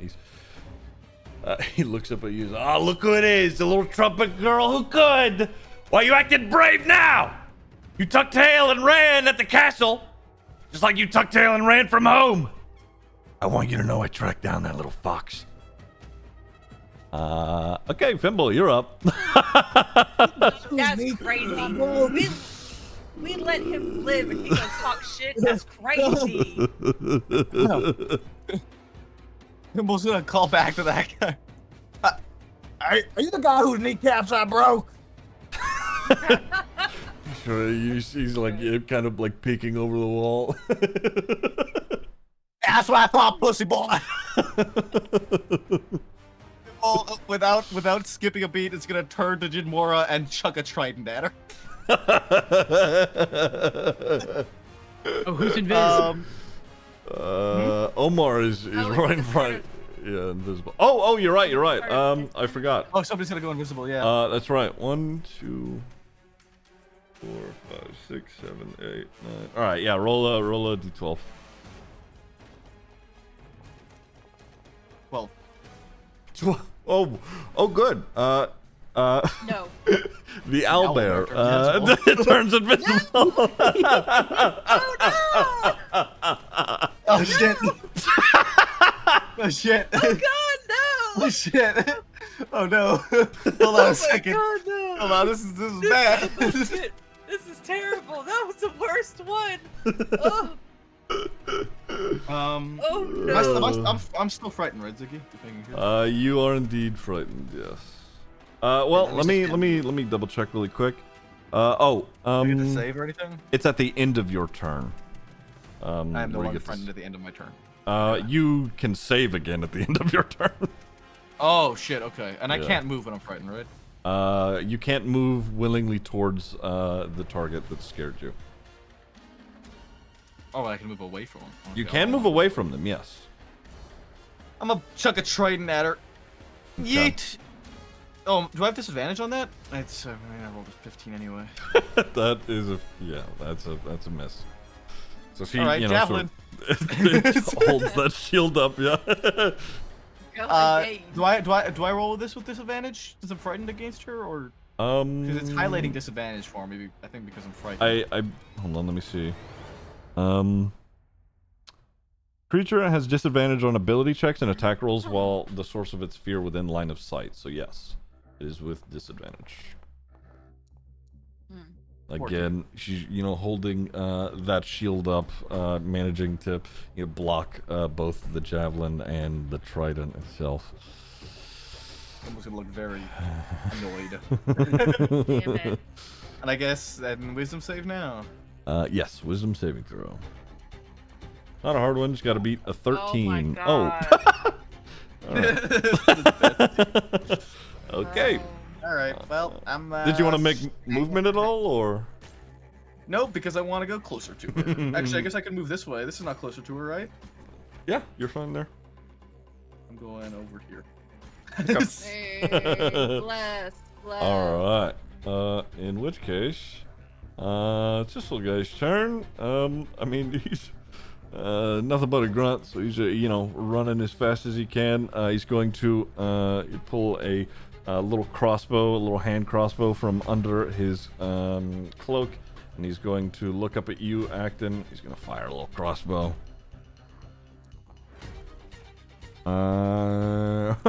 Does a 9 hit, Acton? No.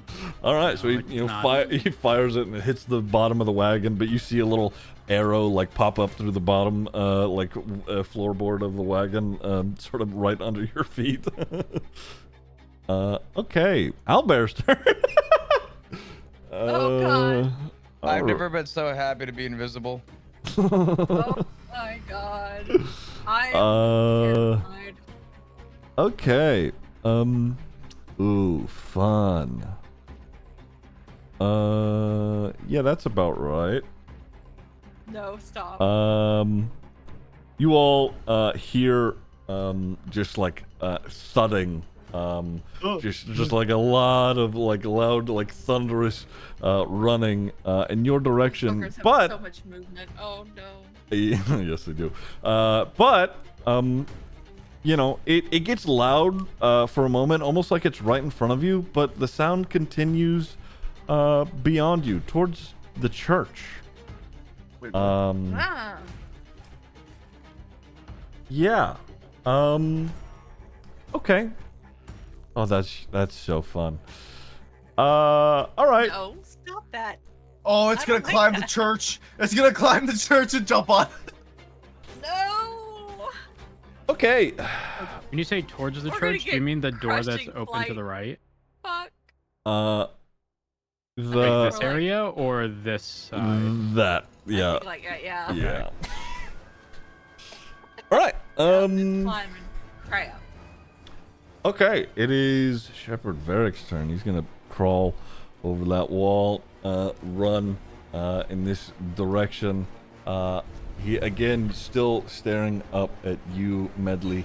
You, he, said earlier that, he tracked down that little fox. He Christian from 2920 aside just on his belt, subscribed. he pulls Hello. out a little woven blue collar, and hanging from it is a small little silver dog tag that is labeled in big letters, Amber.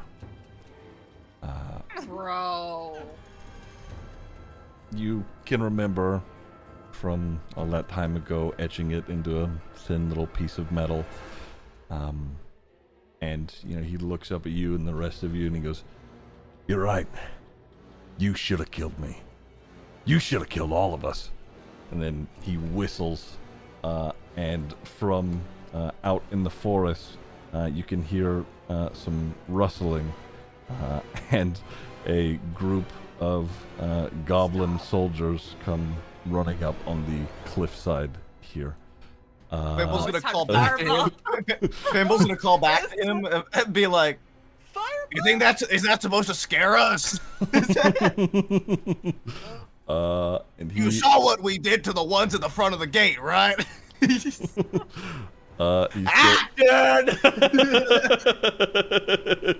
going to fire his short bow up at you, Medley. Wow, dude. That's 8 in total, so he fires. That is a miss. And then, having you said that, he's going to lower the bow and fire at you, Fimble. We'll roll the second one here. There's There's. It's okay. I rolled a 1. This guy's rolling like Damn it. dog shit. Can I reaction to intimidate him with that 1? Sure. Go ahead. Go ahead. Thimble grabs the arrow out of the air and snaps it with one hand. Okay. Can I Yeah, roll intimidation. I made a con save. nine. That's, I rolled a fucking, I rolled a 20 on the Holy con shit. save anyway, so that's, Holy fuck. Your rolls This- are listen, trash today. my attack rolls ass. My saving throws have been fucking crazy. All right. Yeah, no, I'm talking about still. His Oh, rolls yeah. My rolls have been fucking brutal. A third shot is going to fire back up at Medley. Really making it a point here. That is a 15, so that one will hit. That. Oh, Jesus. Okay. So he knocks that arrow and he pulls it back real far. It flies like double the speed that most of his other archers were firing at. That is 14 points of piercing damage. As you know, it sort of my like God. enters like into your torso. That's like half her health. And like tearing outside the backside of your clothes. Our poor little paper mache bard. No. That is his turn. Omar, greater invisibility, fully, cloaked up right now. What do you want to do? Omar still has the necklace. Yes, yeah. Damn, guys, yeah. good luck. If only we had a dragon. Good luck, guys. Omar is the fuck out. He is not doing good. We are leaving. Oh, hey guys, what's up? Oh shit, I'd love to use my feline agility now. Thank you. Goodbye. All right. Omar is fucking off. Hold Bro, on. destroy the amulet. Bear with.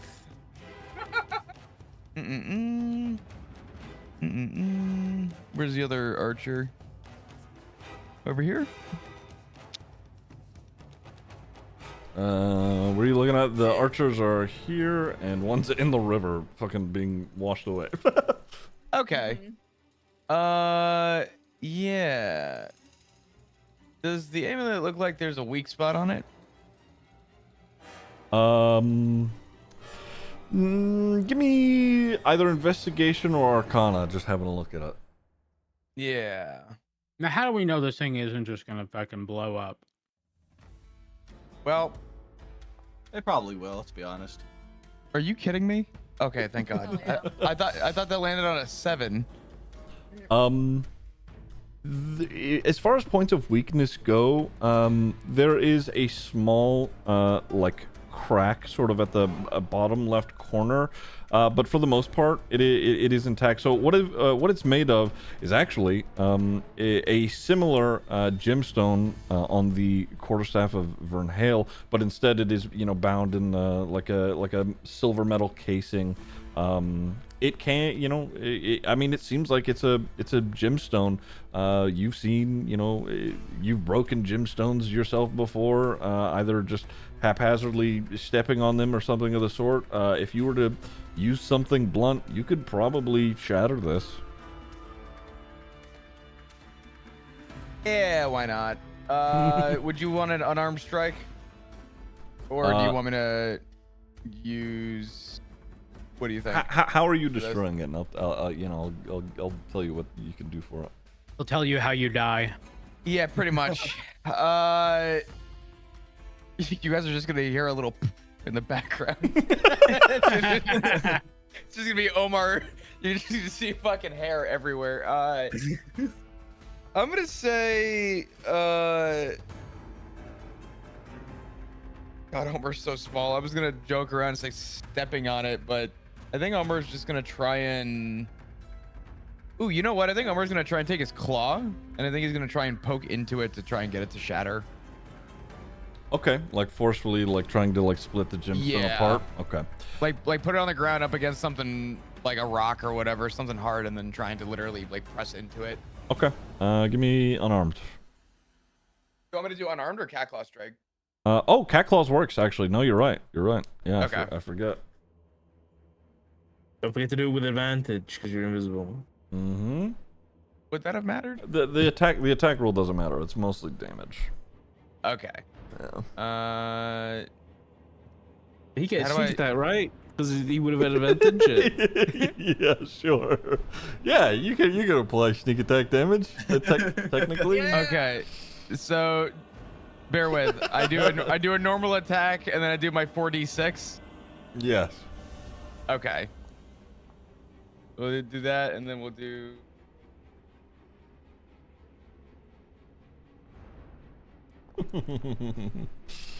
If it was a 19. 19 in total. Yeah, it only had 15 fucking hit points anyway. So you you position it up against the rock. You jam your claws into it, and sort of start pulling and tearing and scratching. You pop it out of the socket itself. And you slamming it with your claws, a mix of pulling it apart and hitting it against the rock itself. It shatters, and you hear in the distance a roar, likely from Bithit, and just there's a long guttural just.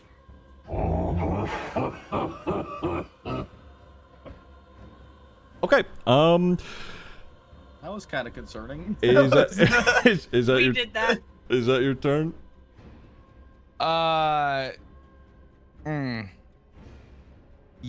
Hold. I could. I haven't used my bonus. Nah, fuck it. Yeah, no, I'm good. Okay. Initiative count 20. We'll get to Jinmora here in a second. Let me hold on. Give me a second here. Let me do a thing. Where's it at?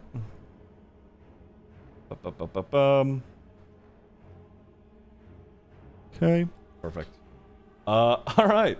So you heard that loud, a guttural, like a chuckling, and that roar from in the distance, and you see from above the tree line, Bithit. He's flying down towards this group of goblins here, and he's going to use his breath weapon to just kill all of them here. Okay, let me just do this really quick. Just as he's flying by, sort of passing over top of them. Let me roll some damage there. Wait, okay, hold on. Before the dragon like flies up and over, Mm-hmm. if Pimple, because we would have heard Biffit like, Oh yes. coming, right? Oh yeah. Pimple's gonna yell to the guy, "You got goblins!" And as Biffit comes over the hill, "We've got that!" Yeah, he, sort of just like cocking his head sideways, breathing, that shadowy breath mixed with like a purple lightning.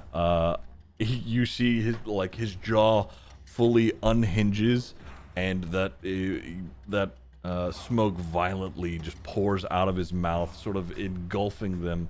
And you hear screams for a moment before the smoke fades, and they are all dead and gone. Not only are they dead and gone, they have turned into shades themselves. Let me get rid of these dudes real quick. There we go, and we'll get some shades moving over here. Okay. Jinmora, hearing this and looking in that direction, seeing Bithit, she looks down at her chest, remembering the amulet is fucking gone. Okay, she's going to again use her, that dreadful aspect she's got, turning back to you all. There's a sort of renewed anger in her. Let me do this really quick. Everybody in 30 feet, wisdom save. I do have to do a sec again, even though I'm already feared. No, you don't have to. Am I safe because I'm 30 feet up as well? That's a nat 20. That is a nat 20. You're 30 feet up, yes. So it's mostly just Tamsin and Yenrik. 16, nice. 16. It's a good thing you had that bark. That saves. Bless. Let me make it saving throw for old Yenrik. That's a 2. So Yenrik, I mean, he was already kind of afraid before this, but he most certainly is now. You know, he can't make any movement towards her, which honestly, not a bad thing.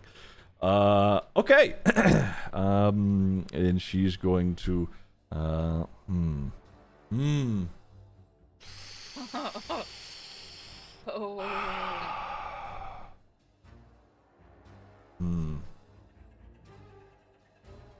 Staff's in the bag of holding, right? Yep. Correct. Yep. She can't see it. Yeah, she can't see it. She don't know where it is. Huh. So you see her look around quickly. She is either looking for the amulet or the staff or something, and finding none of it. She sort of, you see her helmet shake a bit, sort of like, fuck it, she's got nothing else to lose.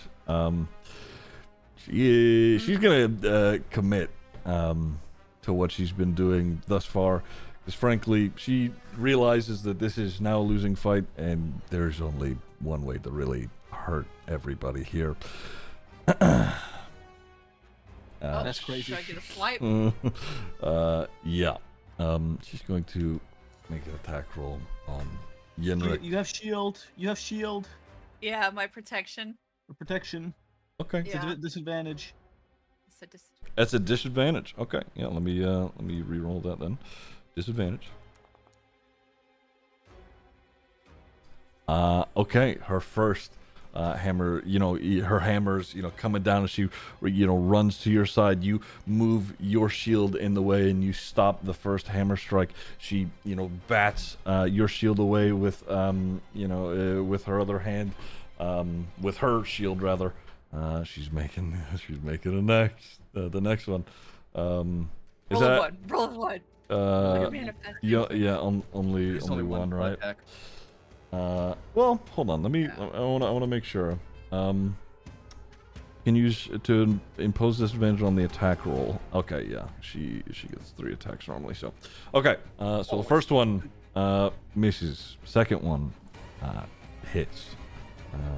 Roll some damage here. In and out of consciousness. Well, actually, oh no, Yenrik is barely hanging on here, literally by 1 hit point, as she, cracks into him again. And she's going to make that third attack roll here. Last one. Damn, I should have dumped my entire fucking pool. Last one hits. No.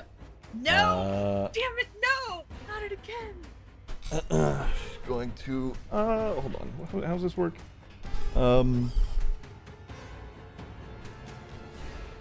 Ooh, interesting. Huh.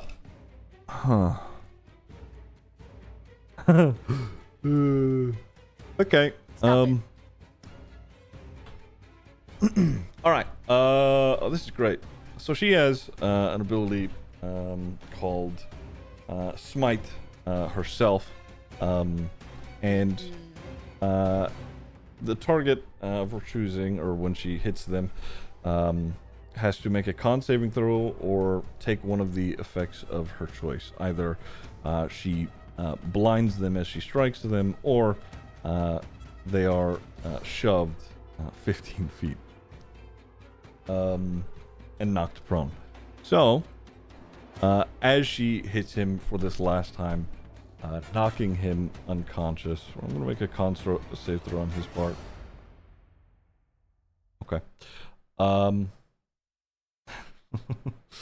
So she hits him, and as she does with the hammer, she immediately like boots and kicks, and you see again that smoke just like flying from underneath her plate. Oh my god. Sort of.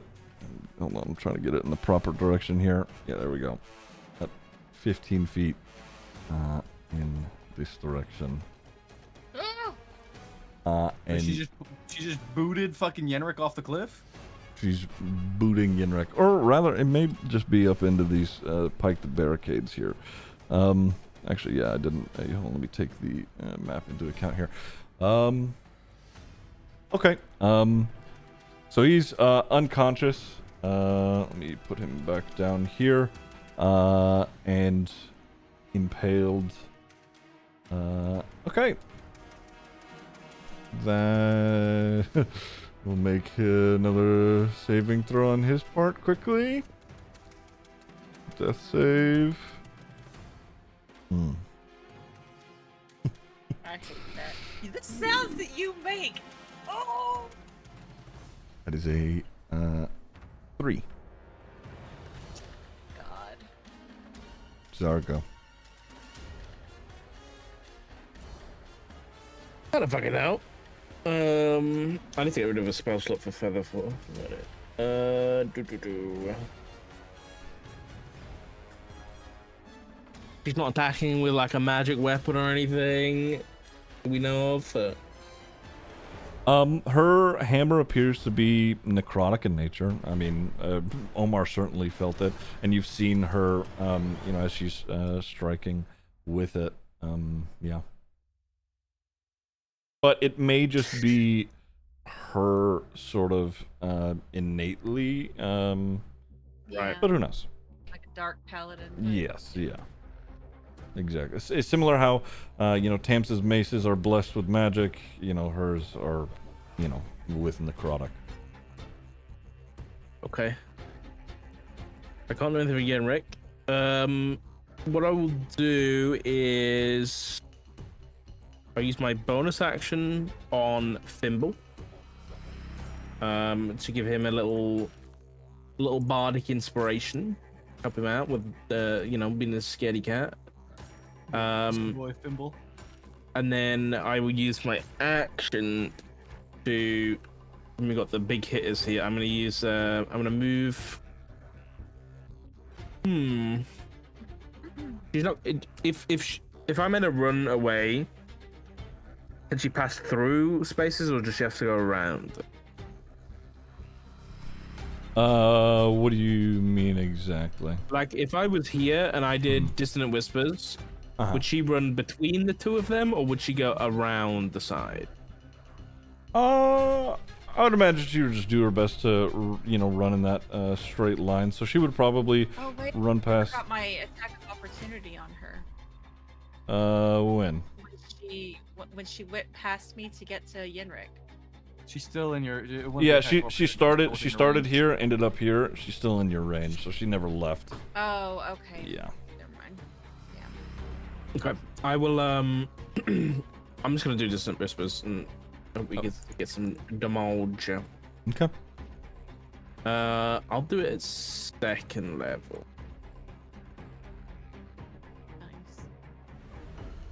Nice. EC 15 Wisdom set. That's not the spell I wanted to cast. EC 15 Wisdom save. Yep. Scared my shave. Okay. 11. I failed. Oh wow, that's a lot of ones. That's a lot of ones. 6 points of psychic, and she got a run. Alright, she's running. What's her? Hold on, wait. Let me double check her fucking movement speed really quick. 30. Okay, just making sure.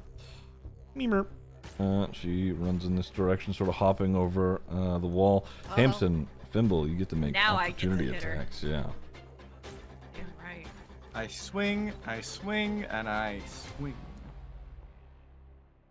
I'm at disadvantage. That's I'm not gonna use my bardic because I need to fucking get not frightened. So I don't think that's gonna hit. 15 to hit. 15 does not hit. No, Yeah, a the bardic would probably 25 does hit. hit though. Bardic would probably make it hit, but I need to not be fucking frightened anymore. Okay, yeah, 8 damage. She runs away. You smack into her, denting some of that, black and gold armor. Okay, and then with the same bonus action, I'm gonna command the flying cart to fly down to here. Okay. Next to Yenrik and Fimble. And then I'll, on the link, I'll say, maybe we use the cart as a bit of an ambulance for old Yenrik over here. That would be great. How far down? Just onto the ground? Yes, onto the ground, yeah. Okay. And it can't move any further than that, so. Alright. Yeah, I'm just gonna go back around to chilling behind this. Actually, no, fuck that. I'm gonna come out to. So 5, 10, 15. Right here. Alright, that's me. Alright. Archer, make another dex save for the one in the river. That's another 5. There's an archer just being fucking dragged down river. It will take another 10 of bludgeoning. Great. They're just fucking rolling down the river here. It's going really good for them. Bye-bye, bitch. Yeah, okay. There is still one archer over here. Oh, Lord. Wee wagon.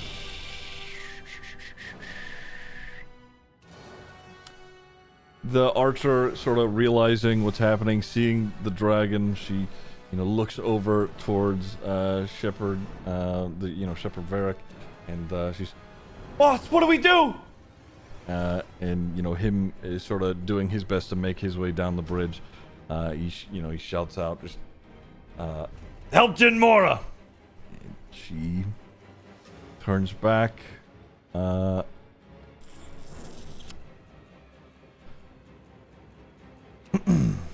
gonna fire an arrow towards the group. That's okay. First one, she fires sort of into the group in that direction, sort of near Medley and Fimble.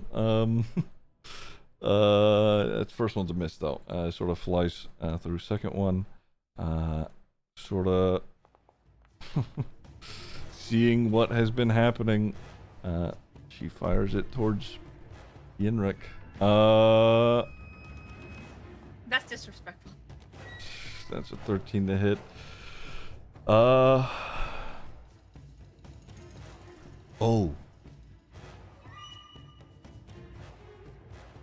Are you saying 04? Stop. Because his first death save was a 3. And an attack on him. Fly away. The arrow flies from the forgotten, untouched archer off here to the side after an order from Varric and many attempts from Jin Mora. And the arrow flies into Yenrik's skull. Oh! Ah! He's impaled with an arrow, sort of like at the back of his head, like near the base of his neck. It's sort of like rolled off to the side. Right before my turn. His eyes, they open, they sort of roll around for a second before they focus, and he looks at you, Tamsin. And he's sort of, struggling to get a breath out, having been, impaled through the chest. He's, Samson, you've been the greatest blessing our goddess could have ever given me. I am so proud of you. And his head sort of rolls forward. Ain't no way, you just made me cry. It's your turn, Tamsin.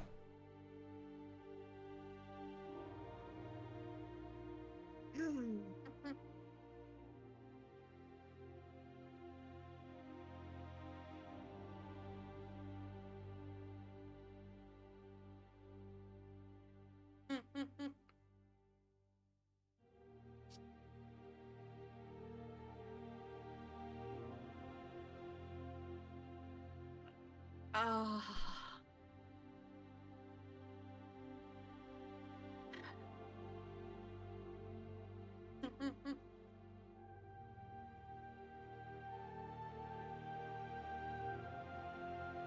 Yeah, okay. Tamsin is going to whip around and scream as she runs and charges the archer. Push his ass off the cliff. Push his ass off that And cliff. is going to attack. Go for it. Given the situation, you being here at home, watching it burn, seeing and hearing Yenrik draw what is likely his final breath, I'll let you get advantage.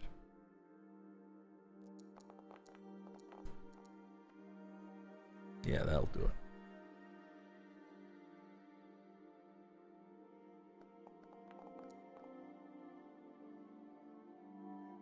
Midas bitch ass. Yeah.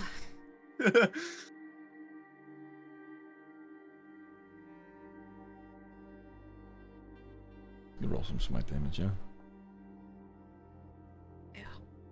19 total. 19 in total. You run up and you crack him with your mace across the face. He's sort of doing their best to, put their bow away. But, right now they're empty-handed as you're beating into them. You sort of crack and you hear bones break. Do I get advantage for the second attack as well? Sure.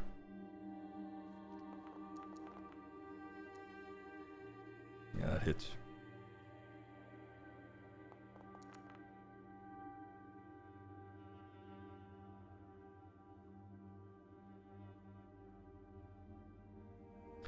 Did you want to... Can you smite again? It's only once per turn, right?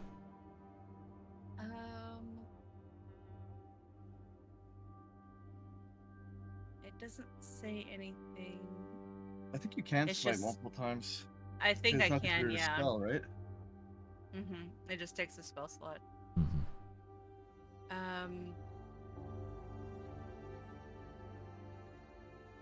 Yeah.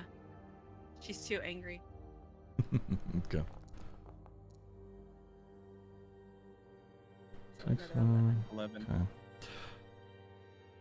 Samson, describe to me how you kill this person. It's just going to be repeated. The light is going to be blindingly bright, and she's going to crack across chest, breaking arms. She's going to come across the other side and breaking the other arm, and yeah, one final one across the head because they're going to stagger forward, and she's just going to beat them down into the ground. You beat the archer and do a bloody pulp, a pawn in all of this in the grand scheme. Shepherd Varric, one of his soldiers, and even he is a pawn to Jinmora and the cultists, all under Malachar. You, after you get done killing this archer, you turn back and look in Yinrik's direction. There's no change, no breath. Did you want to do anything else?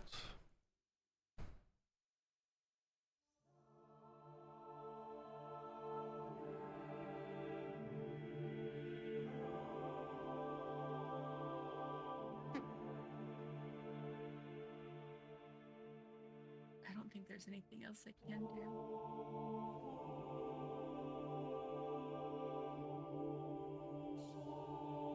All right, Acton. It's your turn, Medley. On deck.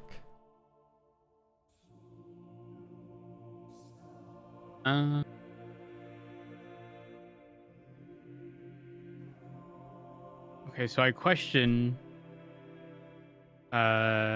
if I'm thinking sort of improperly here regarding the staff. Obviously, it's safe right now.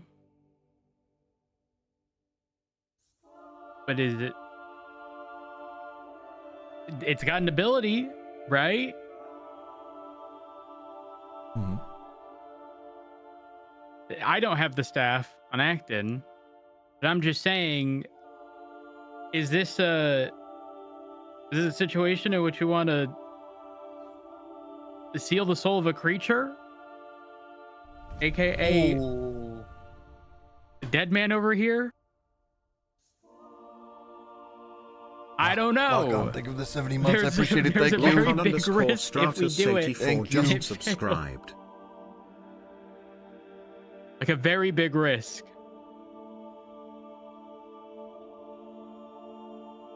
So the question becomes, Ziggy, I don't know if you'll, I guess, answer this, but would we have a general idea as to how long someone can be dead before I'll read you the... it's viable? Within one round. Wait, did it just happen? It did just happen, yes. Oh my Literally just god. happened. So it must be this turn. I mean, I'll read it just to clarify for everyone. The item's ability, Soul Seal, can only be used an uncertain amount of times. As soon as a creature falls to 0 hit points, and the attuned wielder of this staff may seal the soul of the creature by touching the staff to the body. This must happen within one round of the unconscious creature's turn. Otherwise, if the body dies, the soul continues on as it would. So it's too late for this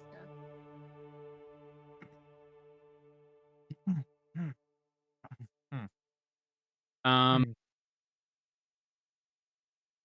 Who's got the bag of holding? Zargo does. Zargo. Okay.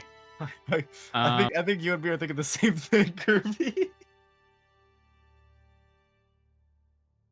Okay, I've got a question. Mm-hmm. Do we know who specifically it's you don't have to do anything to be the attuned wielder, right? Like, it's just like you either are or you're not. Am I right in saying that or wrong? Attuning to the staff takes a short rest. So, 30 or We so can't use the minutes. staff. We can't use the staff. That's out of question then. Fuck! It's just I have an idea. What's the idea? Oh, this is so bad. I can't really say it. I can't really say anything. I'm looking at everything I've got. Really, I am. I was doing the same. There's I think we only have one potential option to save him. I don't. Ziggy, bags of holding are vacuums, aren't they? You are They, not vacuum sealing. He's not my getting a father. job What in the treatment. fuck, bro? they are, I mean, it's technically, it's put into a dimension without oxygen. It's like you literally put them into space itself in the bag of holding. But, I mean, yeah. Holy fucking shit. I am absolutely about to vacuum seal. No. Dude, poor Let's focus on the Hanson. things that are still going to kill us, okay? Fight's not over yet. Oh, I hate this. Well, Yes, you it is know, what- if I can't do anything regarding that, I guess we just have to move on. I'm going to cast fly on myself. Okay. And I'm going to levitate 20 feet in the air. And where am I? Actually, one second.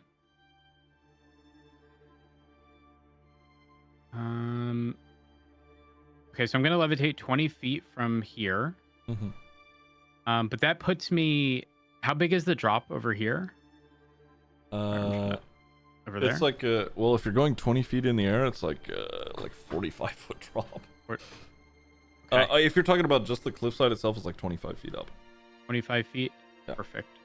I'm actually instead going to go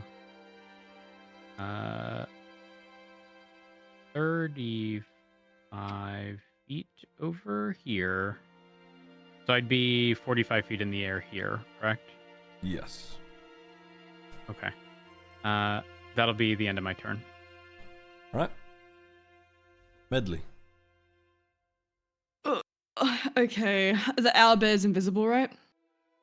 Oh, This yeah, is a right. good thing someone remembered. No, that's what I remembered too, but Well, it's about to not be next turn unless I get a 12 again. God. I'm in Narnia for a reason. Hang on. Okay. I think Medley's gonna use locate creature on the owlbear. Okay.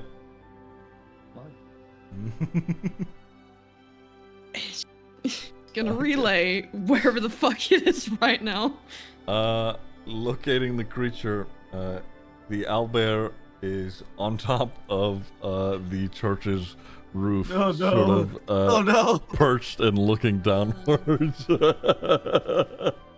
Scramble! Scramble! Medley's gonna relay this over the psychic link and start legging it. Oh, whoops. There you go. Wait, how? You should be able to move your. Are you still in the air? Or Yeah, did I the just cart forgot how land? far out she can run. Oh, 30. Cool. Yeah. Oh wait. I know that it says that. You can keep going if you want to. Alright, Yeah. yeah. She's gone. Not really gone, but she's around the Yeah. corner now. Alright. It's gonna hang out here. Okay. Fimble. Your turn. Here's your invisibility roll. Ah, yes. 3. 3. Well, Omar again. Omar's already invisible, so. He's Omega Greater Omar- Invisible. Omar is double know- invisible. I was gonna ask if the invisibility would have worn off by now, but that's even funnier I if think that was the case. So long as Zargo's concentrating on greater invisibility, you're chilling. You're just like that. Yeah, we're good. Yeah. I'm just one with the world. Yeah. Oops, sorry. Didn't mean to do that. So Thimble Do I is gain still teleportation? frightened. Thimble is still frightened, and Thimble is standing next to the dead Yenrid. Yeah. And I had this in mind from earlier. As soon as this happened. James, thank you for 34 months. I Thimble appreciate it. Thank you. Is Welcome trying to back. think of the only way to keep this old fuck alive. James underscore 1992 just subscribed. Zargo, open the bag. What? Open the bag of holding. Why? We need to preserve him.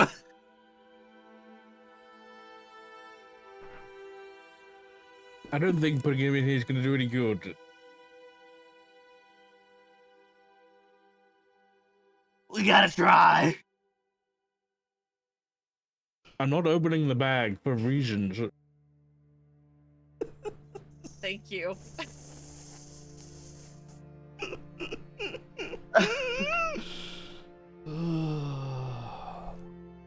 I guess The thoughts that Tamsin had to be thinking right now. I guess he'll just fucking die, man. I tried.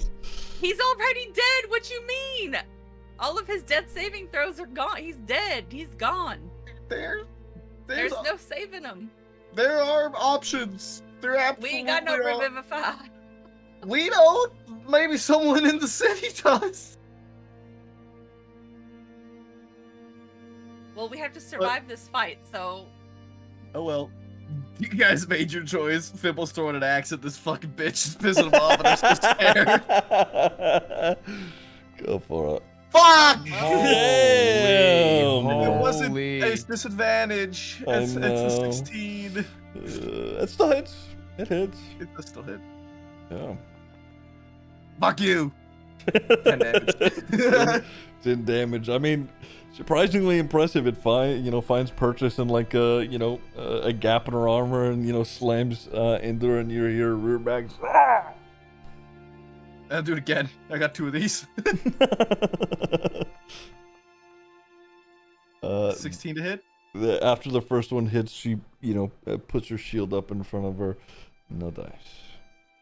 Wisdom save, normal. Please, God. Oh I'm not wasting a bardic on that. That's not going to be enough. Dude. The DC's 13, so. I know, the bardic's +8. Yeah. That's my third. All right. The one of Shepherd Varric's bandits running up. He's gonna make a swing on Fimble here. So we're just a little crony doing his best. 10 doesn't hit. It's the owlbear's turn. He's about 30 or so feet up. He too is going to land right about here in the middle of you both. Could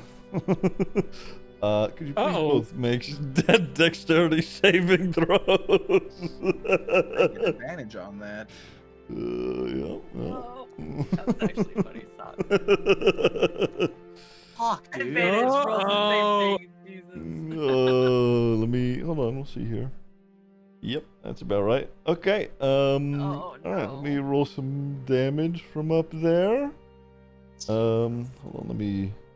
What's the initial one here, just to be sure? That's what I thought. All right. Okay, and then he was about 30 feet up. So, okay, and then we'll do a plus. There we are. That's a lot of damage. Oh, not as much as you think. Yes, rolled all ones. neither of you saved, but you're raging, Fimble, so this will be half for you. It's only 6 for you, Fimble. 13. We got very lucky here. 13 for Zargo. Yeah, I rolled really fucking low on my numbers, so. Bless. 6 for you, Fimble. 13 for Zargo. Okay. Double checking here, and he gets to make one more attack. He's going to. Am I prone? Oh yeah, neither of you saved. Yeah, you're both prone. Oh shit. Yeah, he's sort of landing on top of you. He's gonna make another attack on old Fimble here with the advantage. What is it? It's okay. Here we go. A 16. Your AC's 15, right, Fimble? Indeed it is. All right. And then this is his normal claw attack with his massive claws. So he leaps off that roof and lands down, sort of thudding, cracking some of the stone beneath him. He hits you both, but it isn't too bad, but it does knock you to your feet. that second attack that he makes while you're on the ground. 17 points of damage, but it is reduced for you because it's slashing. Half of 70, so you're 8 points. Okay. All right. That is the old owlbear's turn. Shepherd Varric. He's running up, and he looks over at Jinmore. This isn't looking good. Let's see. Can he make it all the way to you? See if we can like squeeze in. No, he can't make it the whole way. All right. He's gonna draw his bow. And, I mean, Fimble's right in front. His owlbear's blocking, sight line of Medley and Zargo. I mean, Acton's up in the air, but he hasn't seen much happen from him, so he's just, he's going to fire his bow. First one hits, roll a little bit of damage. He's, knocking him back pretty, tight, best as he can. Another 8 points of piercing. You can make 3 of these anyway, so 2 on Fimble here, and then 1's gonna fly up at Acton. The second one, he fucks up and fires it and hits one of the wooden barricades, and he's gonna look up at you, Acton, and fire his last arrow that he's knocked. That one does hit. That's a 23. Oh. Okay. 13 points of piercing damage to you, Acton, as he fires that arrow up in your direction.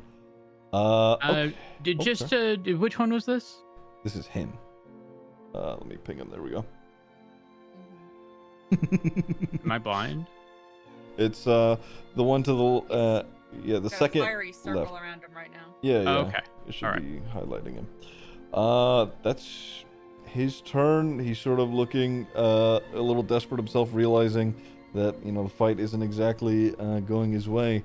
Bithit and his shades. It is their turn. He is going to swoop down right at Jinmore up. After having breathed that shadow onto those goblins, turning them into living shade, he's going to swoop down and again open his mouth, and he's going to make some bites on Jinmore here. Sort of just yelling as he does so. You can see there's like a renewed vigor in Bithit.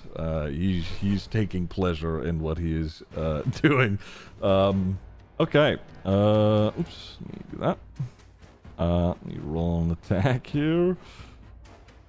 Target. Make sure. That does hit.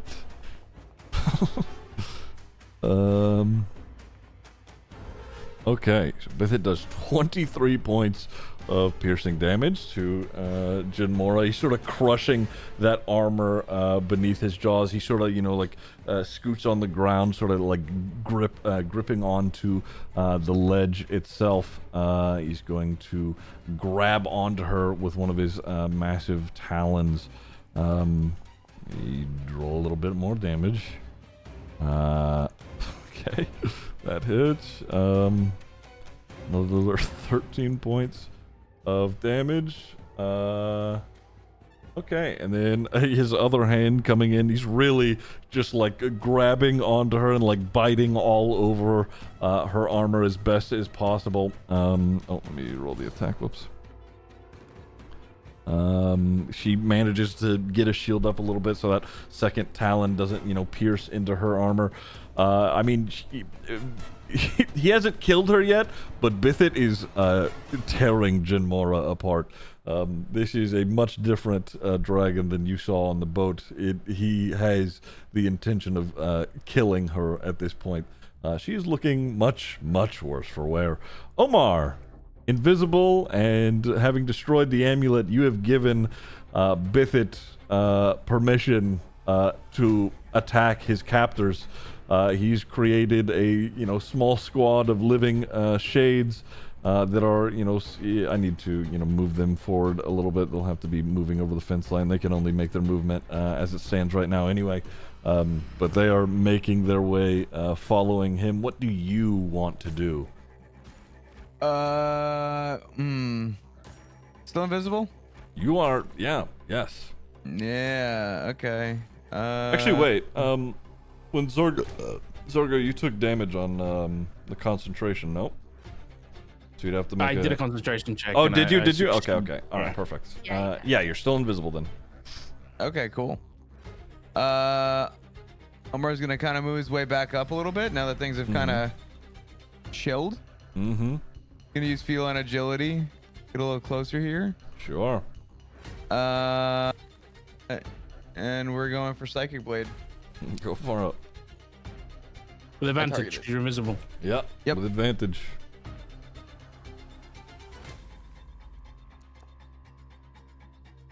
Wow. Oh my god. That I'm struggling tonight, man. that sucked. Okay. Maybe again? Question mark? That's up to you. You.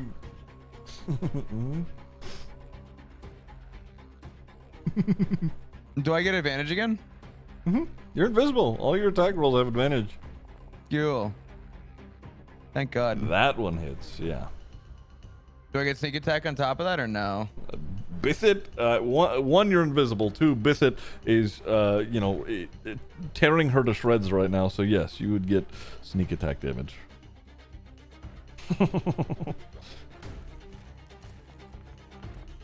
That's a lot of twos. That is a lot of twos. So what was that? 15 in total. She's reeling from old Bithit there. Did I just?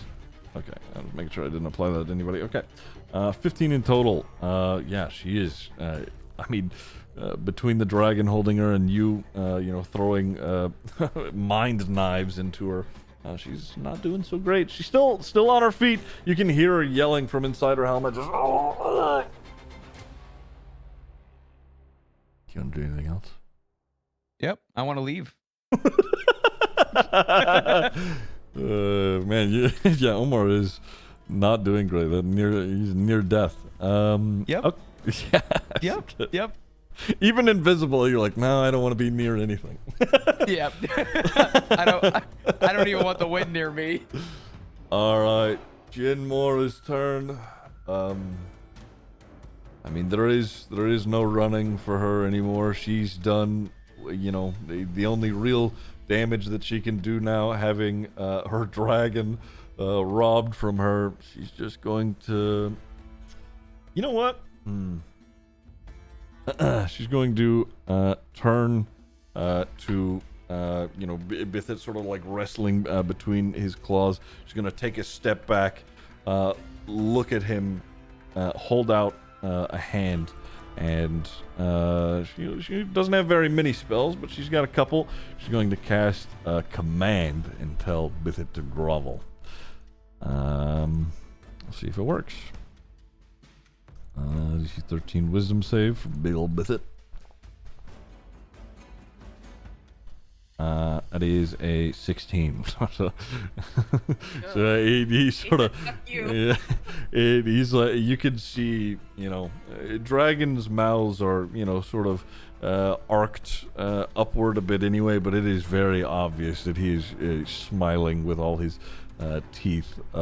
It did not seem to bother him whatsoever. Okay, she's seeing that that's not working. She's just gonna make an attack. Complete the previous. There we go. Oops. There we go. 15. Okay, she does manage to get some damage off on him. He only takes 12 points of what would have normally been 15. Okay. That's all she could do. Zargo. So, okay, I was AFK when things happened. So, what happened with old man? Nothing. He's still dead, impaled. No, he missed the whole dead thing. I missed the dead thing. Jinmora attacked him, knocked him down, and then used a second attack to hit him while he was down. Then he rolled a 3 for the saving throw, and then the Forgotten Archer that nobody everybody had ignored, fired an arrow and shot him in the head, and that was Damn. Okay. So, yeah. Right before my turn, because I was about to hit him with Sanctuary. Okay. Because I'm seeing icons. Has Fimble and or Tamsin used Bardic? No, I'm still I holding still my have a Bardic Bardic on me. because I need to get this fucking frightened off, and I keep rolling too shit to actually get it off. Okay.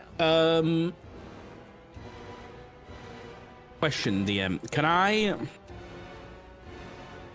Can I use the? I guess I'll do this. I will have Zargo hop in the cart, which is next to Father Yenrik, and then I'm gonna pull Yenrik onto the cart.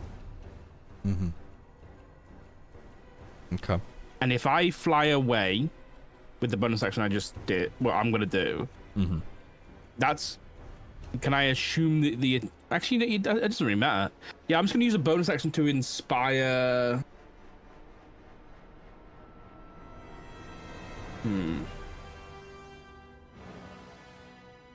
Who's within? You know what? I think Acton's within 60 feet. I'll throw an inspiration over to Acton. Okay.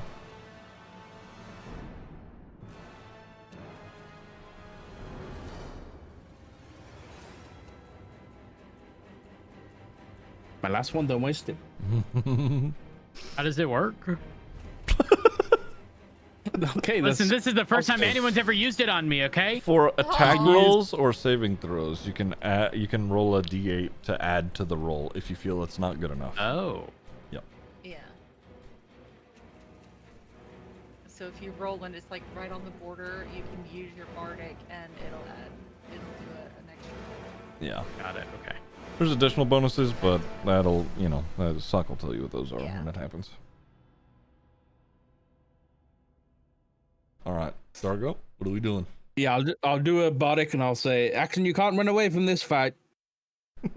Get stuck in. I'm not running, I'm flying! And then I'm going to use that Bardic to command my dancing item to fly us.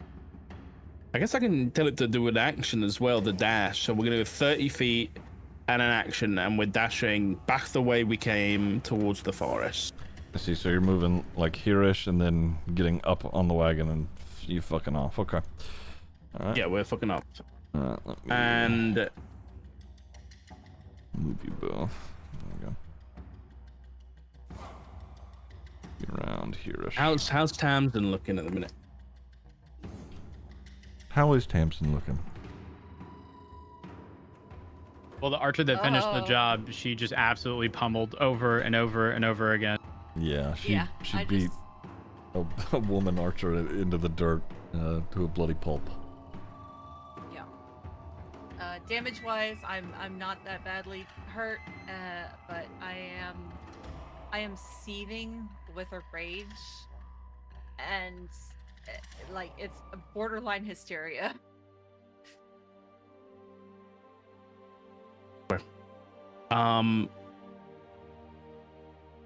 I think seeing Tamsin, Zargo will hop on the radio, the psychic link. Tamsin, you don't need to worry about Yenrik. You'll be fine. Be safe. And I'm gonna use my final wish to cast Resurrection. No, that's what I was hoping you would do. I forgot he still had a third wish. Oh, that's why she glanced at him. I put it in the box. I typed it out. I forgot that there was another wish. Oh, Holy fuck! I'm actually crying. Holy shit! I completely fucking forgot about the wish, dude.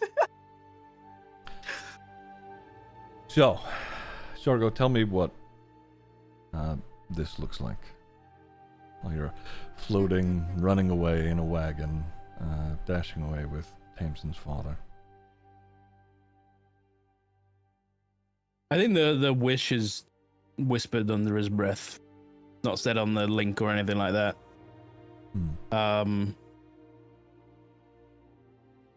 But I think there is just a small glow coming from the flying cart as it's kind of headed off into the dark forest, and probably just see Zargo's silhouette bright for a second, but then it fades and kind of melds into the darkness of the forest. As you cast this and that light begins to glow, you similar in a similar way that you saw your mother reapparate, there begins small little sparks begin to form in the wounds in Yenrik's chest and in his head, and that arrow, it fades to like a fine bright mist, and his head sort of picks up and he rolls around, and he looks a little confused, but after you cast your third and final wish, especially using it for a true resurrection, at every time that you have used wish thus far, it has come at a very heavy cost. This being the last one is going to cost the most. Zargo, as it stands, you are falling unconscious yourself.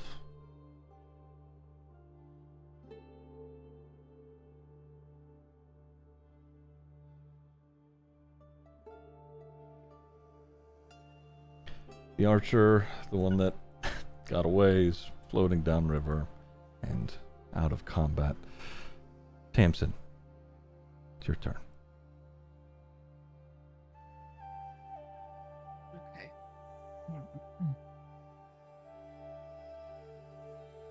Oh, they're way over there. Okay. And so we don't know. All I heard was him saying that it'll be okay. Don't worry about it. And then they flew off. Right? Yeah. Okay. So we're going to attack the owl bear. Go for it.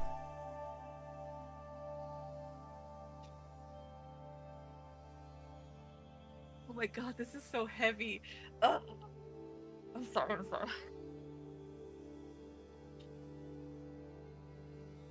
Okay. So, and this is just a normal roll, right? Yeah. Mm-hmm. Okay, well. Our didn't rolls do are nothing. struggling tonight, dude. Like, real Oh, bad. it might have hit. That's the first one I've missed. That one does miss, yeah. Yeah, alright. And then we're just gonna go for another one. Okay, there you go. Oh yeah, that hits, Does that hit? absolutely. Oh yeah. Okay. Yeah, oh my god. Okay, now I'm going to smite on a second level. Go for it. So this, which is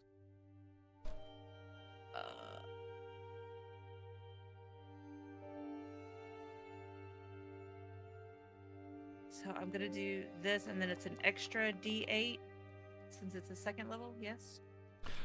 Yes. Yes. Okay. Oh my god, I'm plagued. My damage. Oh. Okay. That's okay. Yeah, you are slamming into, what is that in total? 12 in total. You slam into it and it's, screeches out. It's very hurt at this point. Its beak is like broken a bit. Again, it, had that broken paw from Acton's gravity sinkhole earlier. Is there anything else you want to do?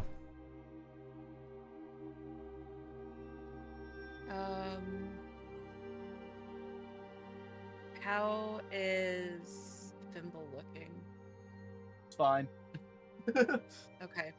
Yeah, Thimble. He's injured, but he's Fimble. Thimble. He's still hanging out. Okay. He's Fimble's still chilling. All right. Fimble's. He's seen better days, but you've seen him far worse. Okay, gotcha. Yeah. So I've done my 2 attacks. Yeah, I'm good. Okay. Acton. Acton, from your perspective, you saw Zargo pick up, and pull Yinrik off the spike, and you fly across the ravine, and you saw that bright white light. What you see now here on your turn is that the cart itself with Zargo and Yinrik in it, they continue on and disappear into the tree line briefly.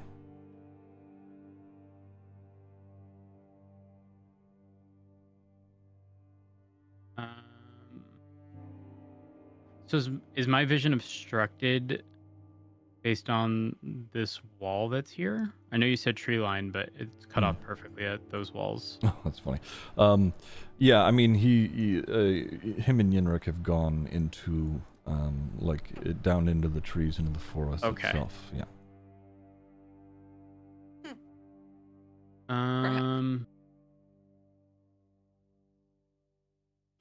Oh gosh. Thing is, I get a lot of movement. Like a lot of movement. Do I chase? Oh. I can't. Can you guys see where I'm about to place my character? Mm-hmm. Okay, is this the original position right here? I can't see because it's covered with my portrait. That's okay. Yeah, I believe so. You can zoom in. Oh. It would have gotten worse. It would have taken that perspective out. I was here though, right? Yeah, you were there. Okay.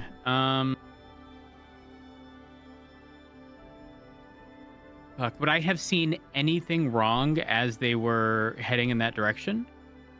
No. Would anything have been out of the ordinary? Okay. Just a bright white light. And some sparkles coming out of it, and Zargo said that Yinrik was going to be okay. If that's the case, then I'm going to firebolt the bear. Go for it. We're being cheered on. I'm sorry. Sorry. No, that'll don't be sorry. hit. I love it. Great. That'll hit. It's making me smile. There we go. Roll some damage. Damage took forever. Absolutely. Excuse me. 11. Okay. Yeah, you. I'll tell you, or rather, you could tell me how exactly this firebolt is killing this owlbear. It's good. Honestly, it was just relatively large in size and has burnt every piece of flesh, essentially just leaving behind burnt bones exactly in its place. Holy. Perfect. That firebolt whisks over the entirety of the owlbear, and it burns away skin, fur, feather, everything of the like, and you see just muscle and bone left in the wake. Did you want to do anything else, Acton? I don't believe I can at the well, actually, I do have my movement. And because I do have, well, let me just verify. fly. Gives me a fly speed of 60. And my shit shoots super far. I am going over here.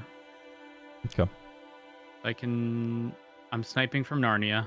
There Hell yeah. you go. Is that your turn? Yes. Medley, you're up. That would be able to see Medley now that the owlbear is dead, right? Yes, Yeah. yeah. Fuck, I had like a whole idea. Okay, well, I guess we skip an entire step. How far? Da-da-da-da. Oh. Wait. Shit. Okay. We'll get Medley to move a bit closer to the wall. She's going to... no, she's going to use her bow and go for another shot with her arrow and then immediately duck behind the wall. Okay.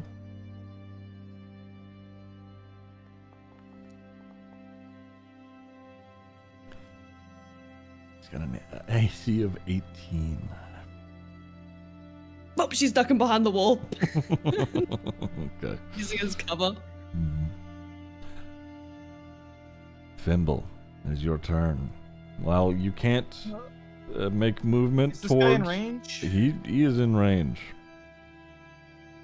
Well, then I don't think I need to say anything. Yeah. Reckless attack. Bonk Yeah. mode.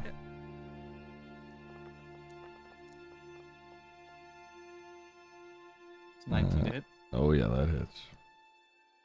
Honestly, I'd It's only disadvantage against the person who I'm feared from, right? Right. Yeah. Okay. I swear to God. 10 damage. You kill this guy. Good. You Okay. just cutting like your just the axe like manages to make it like halfway through his fucking torso. He's dead. All right. I have thrown all that I can throw. I would say that he's with You a can little bit step of forward reach. towards- Yeah, you could hit this guy if you wanted. Okay. Can I? Yeah, fuck it, why not? He's Alright, yeah, it's fine. All right. He's sort of making his way forward anyway. Wing Go for it. at 20. Oh my Oh God. yeah, that'll do it. Yeah. Oh Jesus Christ. Get him. Whoa. Get him, dog. Get him. 30 points. That's almost of max. damage. That's Yeah. almost max Yes. damage. Holy shit. Finally. I should have done this when I saw you the first time.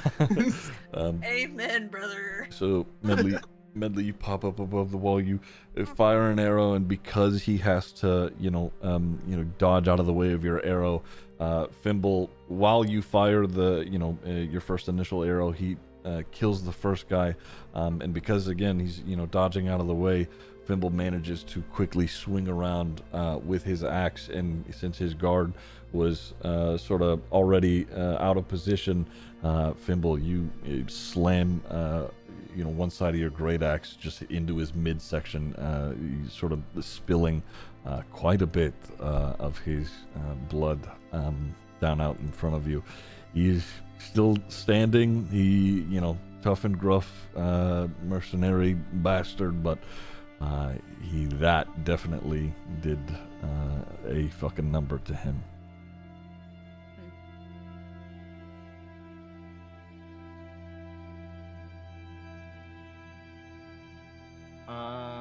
That's my turn.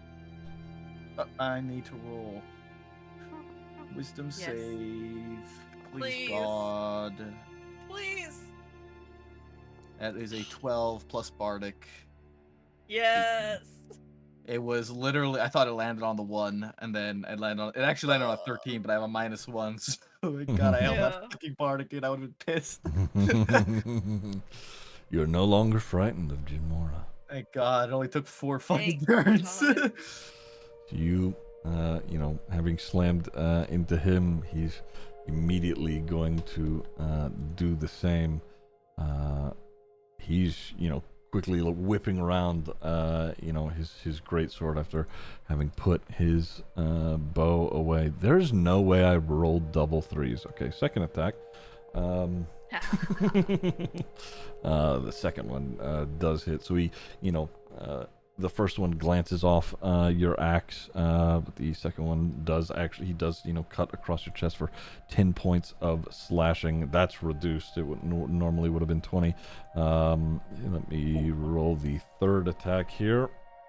Okay, perfect. That is 27 to hit, and this last bit is another, wow, okay, that's so funny. Another 10 points of slashing damage.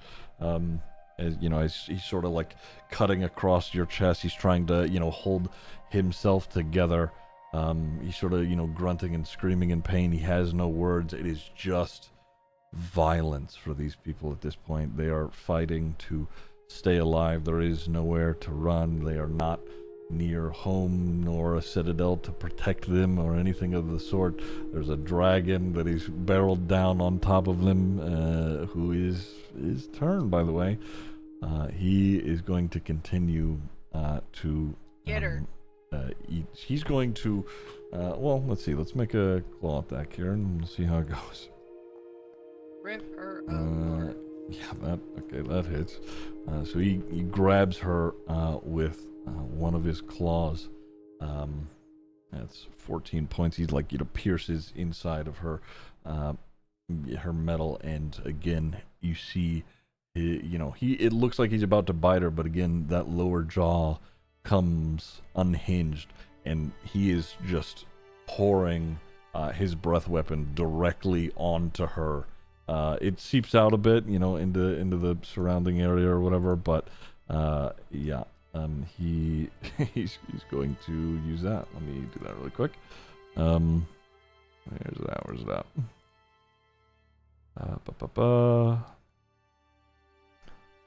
Okay. This is so much. Holy Oh fuck. my god. Oh my god. What? Okay. Let's make Oh, a he did. dex save for Shinmores, if that's going to help too much. Oh, okay, just kidding. It did help. Well. Oh wow.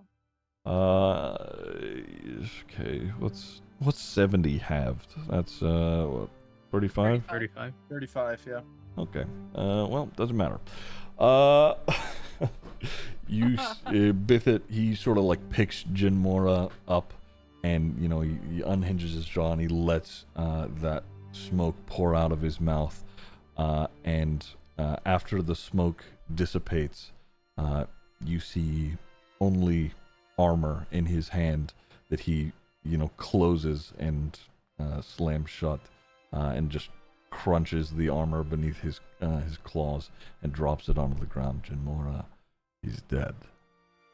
Yes. Wicked. Good shit, Dargan.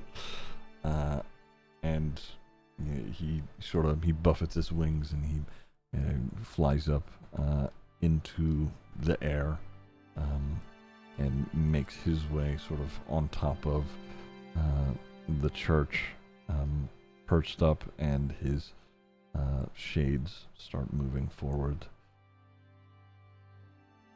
I'm going to make some collective attack rolls here.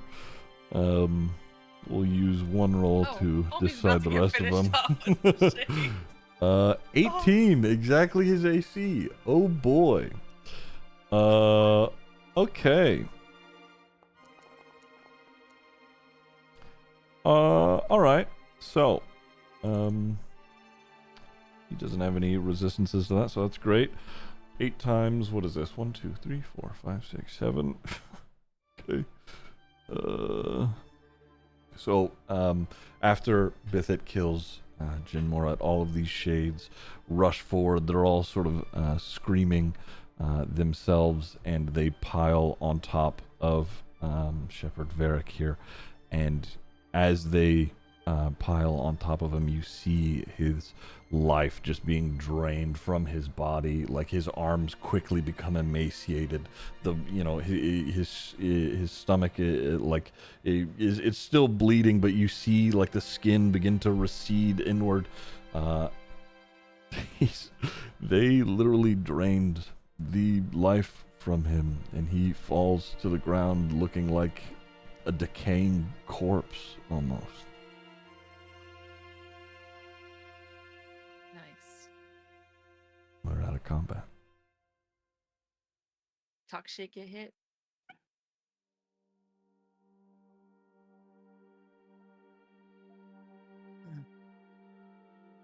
Where's the cart?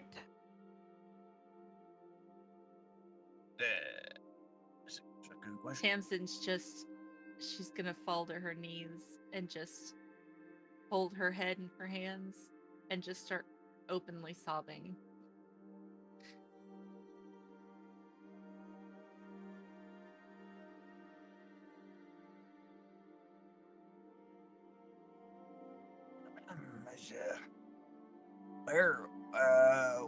Where's Argo go?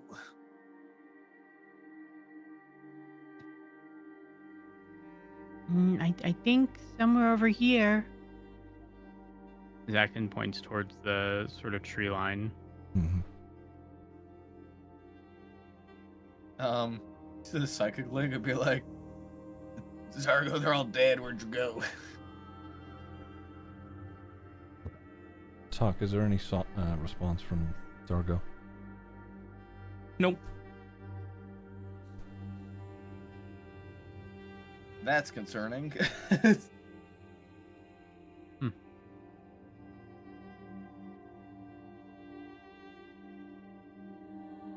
Zargo, where'd you go?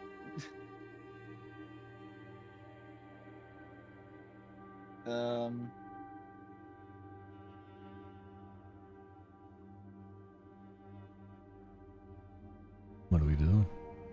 I fucking don't know. I just sat back down. What did I miss in the last like 60 seconds? We won. We won. I tried to get in touch with Zargo through the psychic link, and he did not answer. Tamsin's on the ground, racked with grief. Do we know where Zargo is? He went away in the cart. He flew off in the cart, and we just saw a white light from the area. Only And we know what he saw it, did. though. Yeah.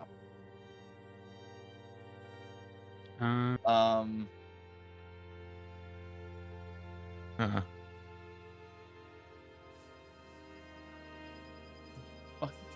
Fimble's gonna look around if there's any survivors left around from this place, I guess, because I don't know. The two people who we're here for, one's crying and the other one's fucking gods. I'm kind of just Where exactly are you looking? like around the church to see if there's any survivors of the actual like church. Yeah, give me perception or investigation, either works. The church is still on fire, and looking around, around the church itself, and even peering inside, it appears that there was, some people who probably made it out, but there are many who died inside and are either being burned as you look inside, or have been killed and are being burned outside. The only person that seemed to have been left here, likely on purpose, was Father Yenrik.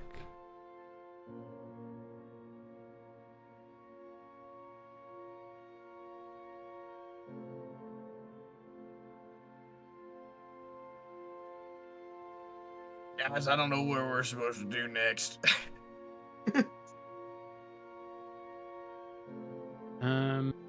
Zargo just flew off with Yenrik. Tamsin is besides herself. Acton is still across the way, sort of away from the fire.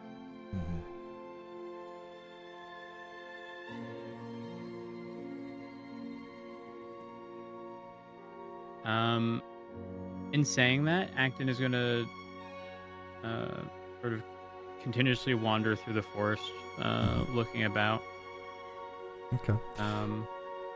Let's go with Acton. Fimble's gonna like essentially scoop up Tamsin so she doesn't go walk, just carry her. Mm-hmm. Medley's gonna lag behind a bit and go over to the person who's part of the chart hounds, was it? And start seeing if she can find that collar that he showed off before. Yeah, as you search his now emaciated body, you find that little woven collar that reads Amber on it. It had, even all that time ago,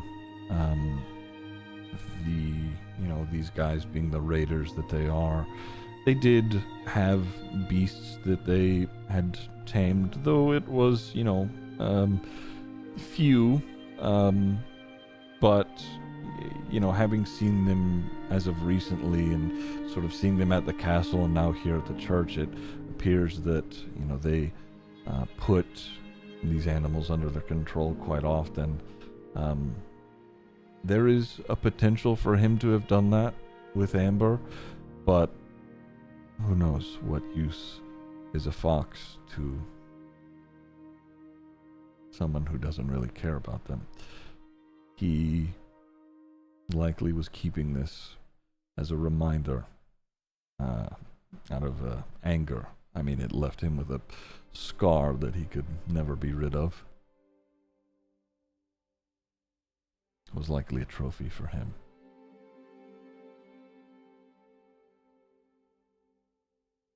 Medley's gonna hold on to the collar, and his body's near by that cliff that goes down towards the water. Yeah? Yes. Medley's gonna kick his body into the water and just keep lagging behind, following everyone.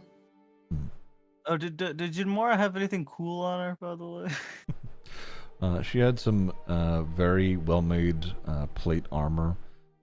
She has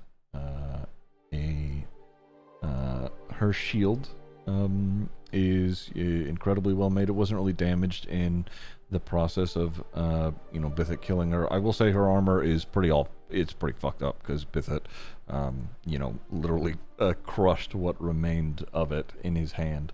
But the shield is doing okay. Her hammer, it was like it's a war hammer. But it doesn't look like anything special. It looks, when she was hitting people with it, likely the reason that it had hurt as much as it did is because, you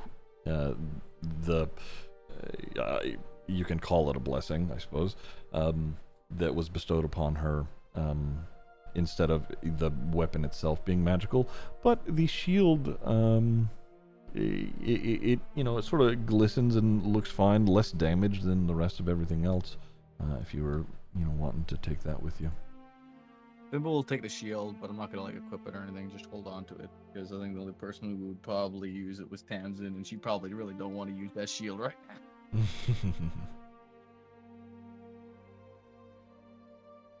Would Acton have found Zargo or the cart, or?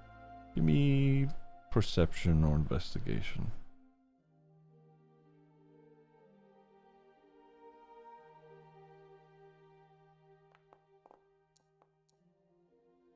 And you guys are tagging along with Acton, so you can help him out if you are wanting to do so. Oh, yeah. It's so weird when it comes up with the Bardic Inspiration thing. Is it time-based? Because I clicked the normal one and it doesn't. It's not supposed to be. If you want to add a Bardic, you could just add a D8 to it. Don't worry about the timed thing. Okay. Yeah. So if you wanted to add a Bardic to that, you could. You said oh well, I'm not gonna do investigation because I'm a mess. Sure. Perception's fine. No, I'm not gonna use it. Okay. Where everybody else? Where everybody else? Fimble's carrying Tamsin as we walk towards try to find. Yeah. It's if you guys are out in the woods, yeah. Give me group perception. But yeah, we're looking Sure. for fucking this Yeah, yeah. magical cart that has just flown away with fucking what's his face. I can't see shit. Hmm. I don't know. I got blood in my eyes. If we don't gather much of anything, Acton will cast Detect Magic. Sure. And sort of see if But- there's any hint Sure. or clue. Okay. Medley's lagging behind the group and just too busy inspecting the collar that she's holding Okay. What's to Omar even doing? look around. Yeah. Omar is still over the bridge. He's not with the group. He's kind of Omar, I think, is probably sitting on the first bridge entrance, gathering himself. Hmm. He does not look good. I will say, Omar is, yeah, I mean, I think I said this earlier, but Omar, your invisibility has dropped. Yeah. Okay. Detect magic. As you use that as you're searching through the woods, you do get a faint trail, and as you follow it, it's a fairly wooded area. It's certainly off the main trail. It's in an area where there's heavy enough brush to where if anybody were hiding here, they wouldn't be seen. Sock, what do they see?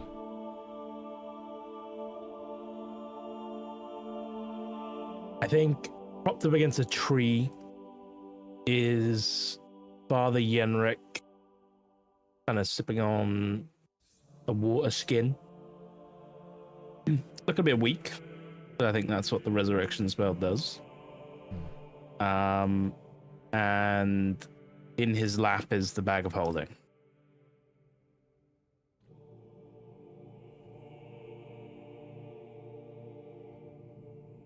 Is there any indication of Zargo?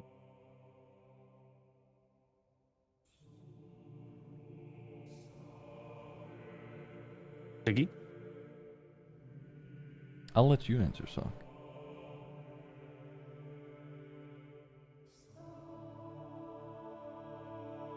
I think next to Yenrik would be Zargo's puppet strings and his little wooden marionette.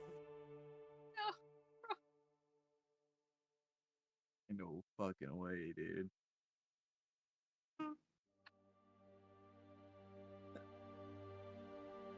Acton's just gonna sort of look around to everybody else, because just to clarify, when he said, all he said to everybody was that the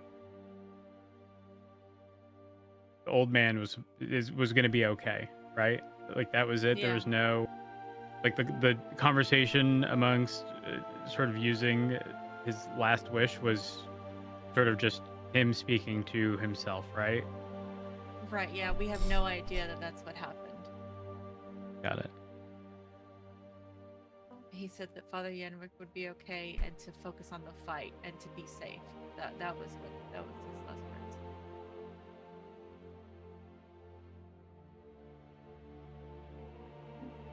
Well, Acton not knowing much of said person is, I guess, gonna defer to Tamsin. Tamsin's going to see Father Yenrik and immediately like wiggle out of Thimble's grasp and go running to him. As you run to him, he sets down the water skin. He opens up his arms, and you run up. He embraces you, and he's sort of, crying himself.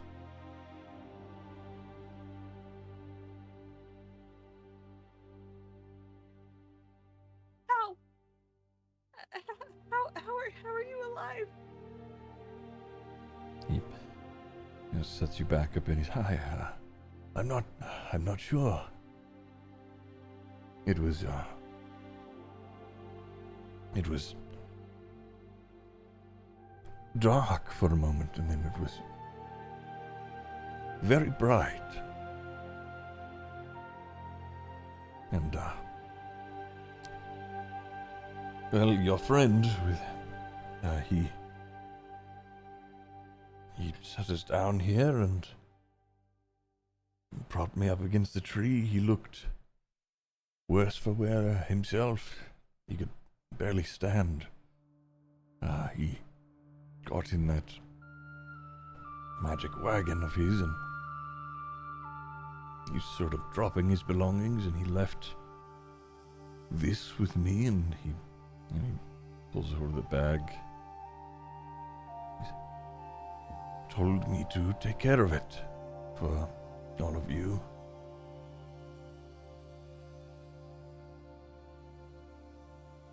Is there a specific, like, school of magic that Acton would know the presence of, with whatever the hell happened?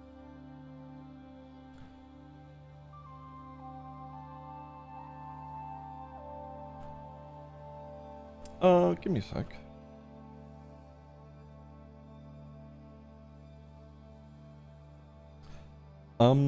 It would be, sort of divination magic. A true resurrection is divine magic.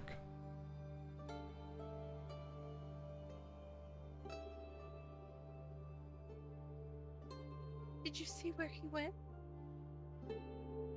Well, he was sort of shambling. He dropped a few things, and he did his best to get back into the wagon, and it flew further into the forest.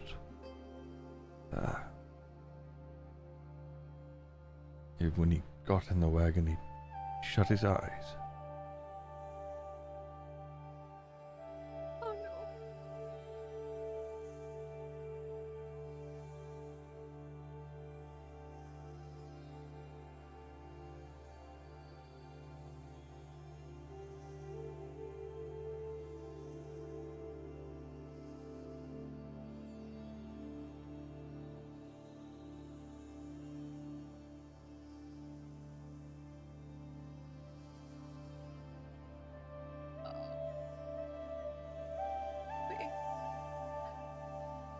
We have to find the wagon.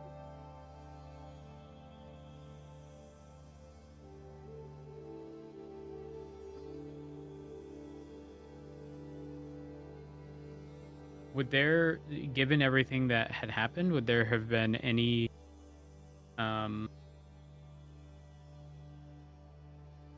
have even been like a faint path of any sort of like magical aura in the direction that Zargo went? Zargo's animated wagon is, magic of his own kind. As far as a faint trail of that, not necessarily. It's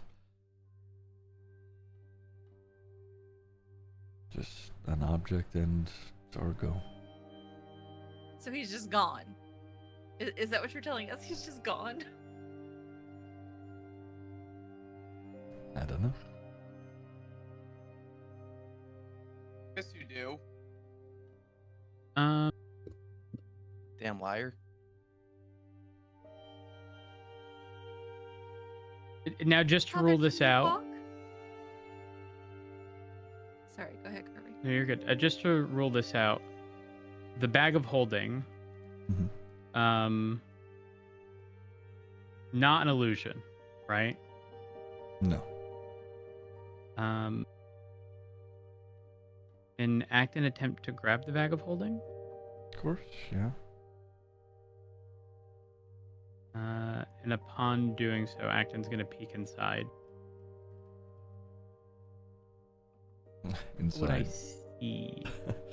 You see, it is on the astral plane looking inside. You can't draw any breath here, but you see various items that have been stored here. Almost all of Zargo's possessions. There's a big sort of conglomerate of gems, there are, there is, more or less all of, Zargo's equipment in here, including the quarterstaff. It appears that, he left everything that would be of use in the back.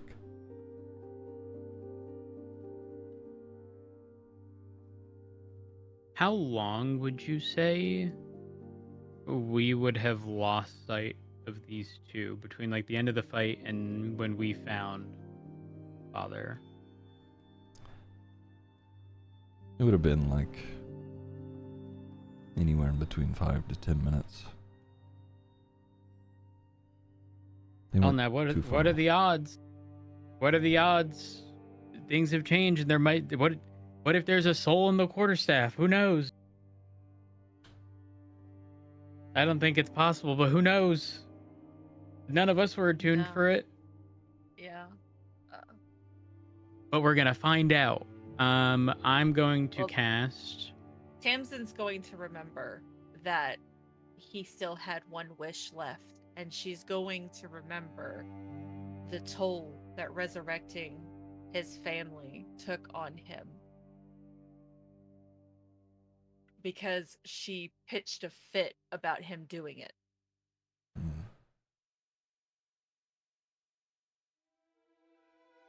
And she's going to sit back and she's going to look at Father Yenrik, and then she'll look at the group and be like, he's gone. He used his last wish.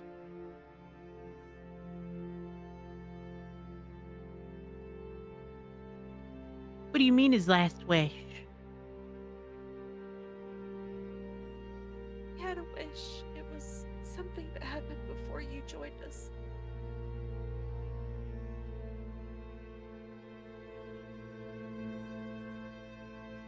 He had been granted 3 wishes, and he had used 2 and had 1 left, and he used it to bring back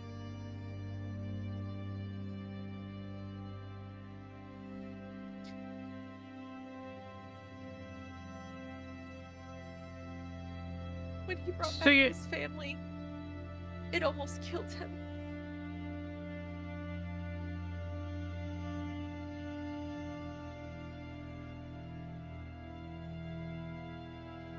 And all of his things left behind. You know how greedy he was. He wouldn't have left his stuff behind if he was still alive.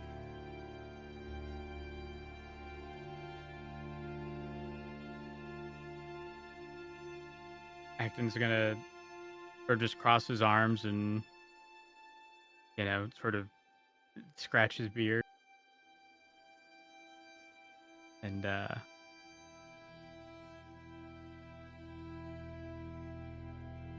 Did he not make a good enough wish? I'm confusion. He brought my father back to life. Well, shouldn't have his wish been he'd bring your father back to life and survive? That's what he would say if anyone else I did think it. that would count as 2. But everything comes at a cost.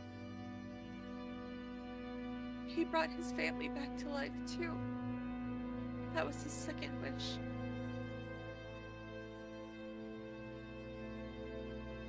His first wish is, well, He didn't make his first wish to never die? Or to have more wishes? no.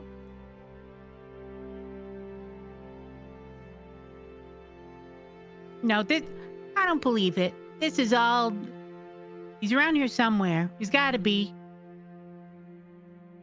He's pulling those strings from somewhere. He wants us to feel bad. That's what it is. I'm pretty sure.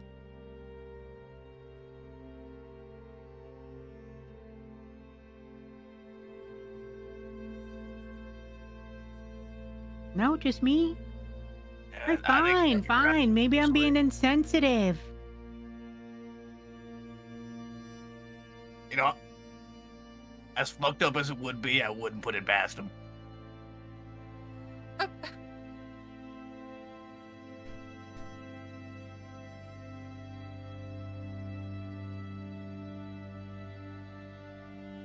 There's no trace of where it went. I'm not a tracker. I'm not good at that. Pimble, do your thing. Speak with the rocks.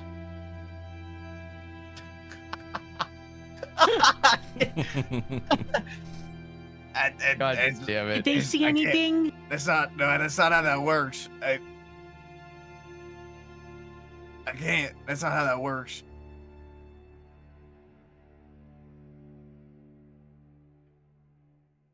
Omar, can you befriend another rock? Can you find out where they went? Omar. God damn it. Omar's gonna pull out his rock Oh God. and look at it. Go ahead.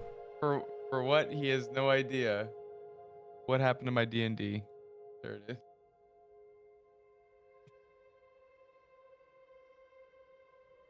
Bear with me.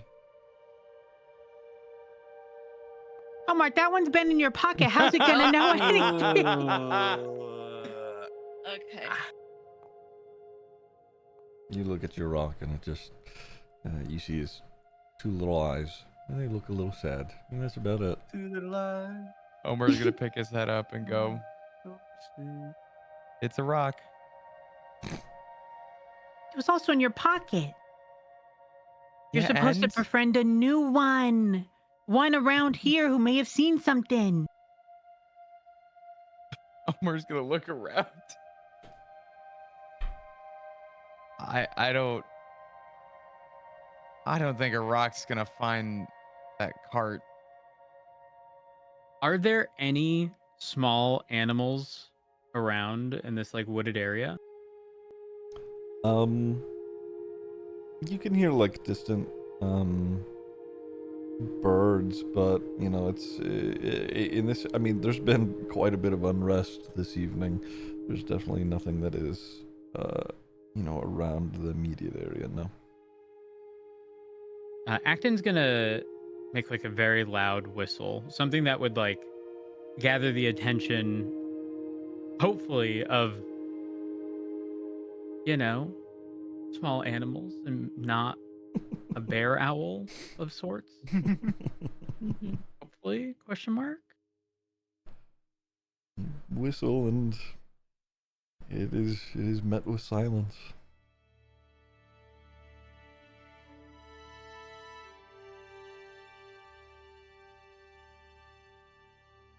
Medley's gonna look Kansas up gonna and see if call there's out- any. Oh.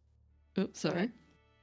You're fine. She's gonna look up and see if there's like any indication in the trees, like broken branches that might indicate a direction that was traveled.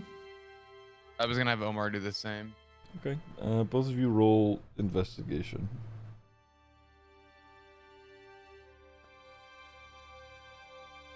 Yeah, While fuck they my. do that, Tamsin is gonna Oy. call out to Zargo again. Psychically, there is no response. A 25. Sock? Does she see anything?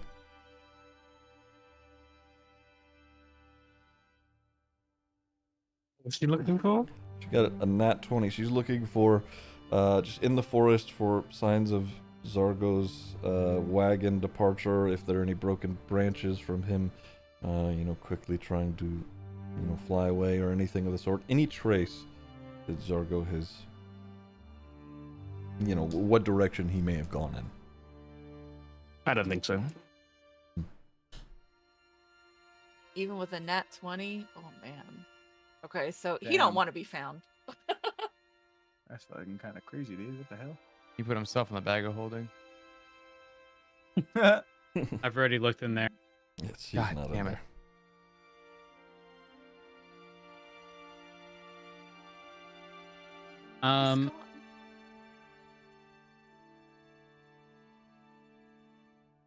He's gone. if someone was previously, this is just like random like theory stuff, but like if someone was previously attuned to a piece of equipment and then they lose it or it's stolen, do they have to reattune to it? Yeah, I believe so.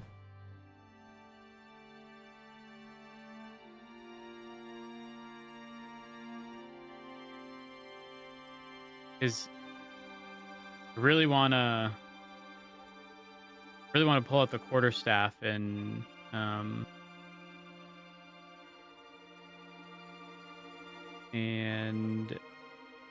identify and see if anything has changed. If you want to do that, you can. Just without doing that, oh, fuck, man. We're left with nothing. Just the scumbag leaving strings behind. Omar's gonna pick his head up. Is it even worth trying to find a way back to the town? Well, why wouldn't it be? What? I think he means the temple. Oh. Right? Mm-hmm. There's nothing left there. Clover, is there anything that you can think of? Well, I have the only thing that I was doing my best to keep safe. And he reaches into his robes and he pulls out a little envelope with a letter inside it. And he, with it is like a small necklace with some beads on it. I was tomorrow I was planning on waking up early in the morning and sending this to you. And he shows it to you, and on the front of the label it says, "My daughter." Oh. Oh, well, since you're here, I suppose I don't have to do that anymore. He opens it up and he unfolds it. I'll read it to you if you'd like. Okay. Dear Tamsin, each passing day I hear more and more unrest amidst our congregation, rumors of more conflict and violence, whispers of war. It seems that small mission we initially sent you on has spiraled into something much larger. Just a bit. I know that, and he, sort of pulls the letter down a bit, and he sort of points at you. I know that you can handle yourself, but our goddess is blessing you on your journey, but my mind couldn't help but worry.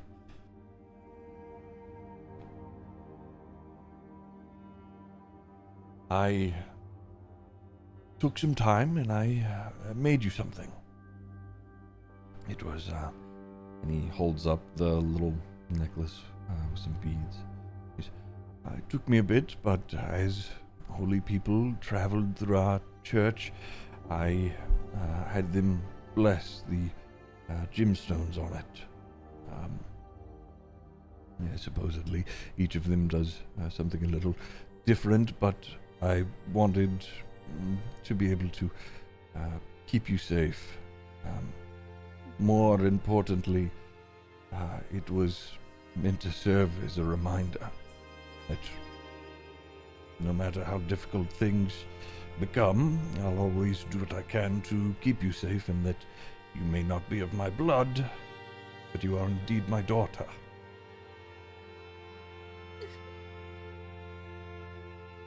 I had used these beads to pray for you and your friend's safe return home. I hope to meet them one day. And he looks at the rest of you, and I'm elated to hear that you have made these friends, and some of the congregation, they've even called you all heroes. Lyrenport's greatest detectives. I think that was the phrase. I hope to see you soon, my dear. And at the bottom you see it's signed Father Yenrek.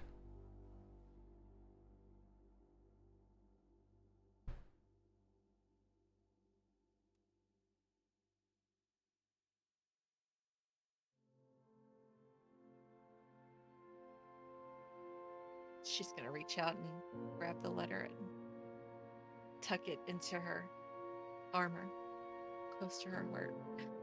And he, as you do that, he hands over the beads as well. Or the necklace full of their prayer beads. I'll add that to your inventory. Does he have Zargos coordinates as well? Search this man. Let me add this to your. I'll read the description of it out for you, along with adding it. Hold on. Sorry, go ahead. This necklace has 6 magic beads.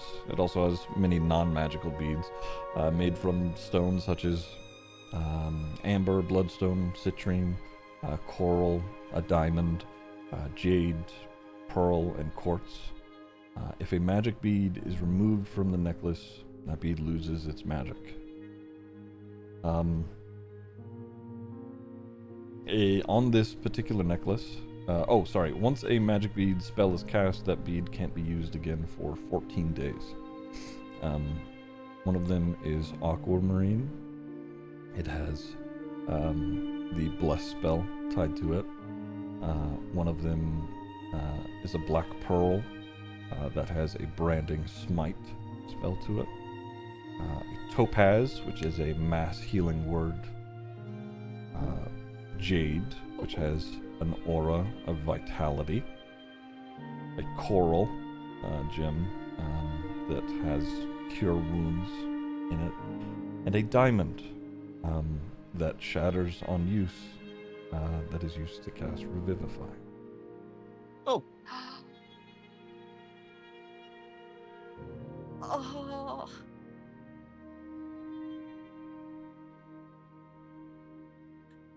Holy shit. No, we gotta find Zargo. Is Bissett still in the area? You could sort of, peering through the tree line and having a look around. You could still see he is at the church. It appears that any corpses that were left over from the opposing forces, he appears to be snacking on. Oh, Jesus. Honestly, valid. Valid. He can have at him.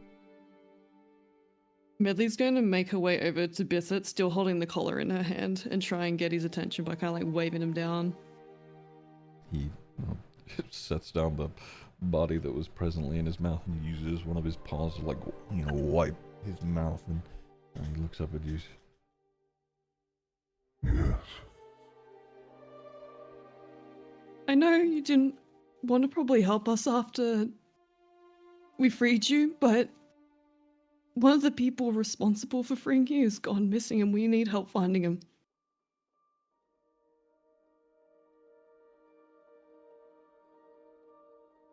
He sort of turns his chin up and he stretches his wings a bit. Has he headed into the forest? On a wagon. As far as we don't really know. Wait, am I with you guys? I don't know where I'm. Did Bithik come to us? Sorry. No. Medley just started walking off without telling anyone. Yeah, Medley's gone herself. You're good.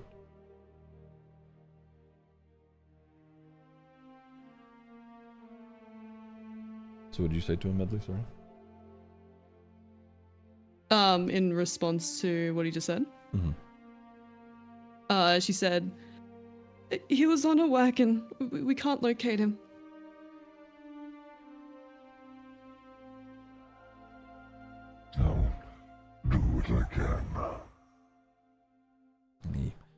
stretches his wings and he flaps them. He gets up into the air, and he starts soaring over the trees. You know, you all, just, you know, being there in a small clearing with Yenrek, you see Bithit pass overhead at one point. You know, he's looking down and into the tree line.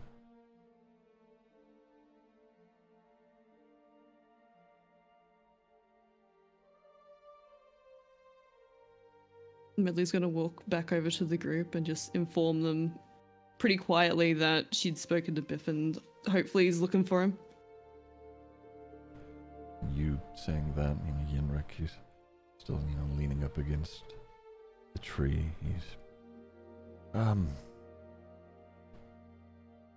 if I may, your friend, he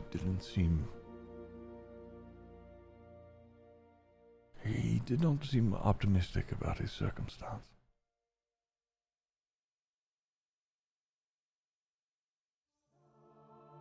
That sounds like Sarko. Yeah. Sounds like he realized he made He did. a poor decision on his first one. He could have made it better. Oh. If he did what I think he did.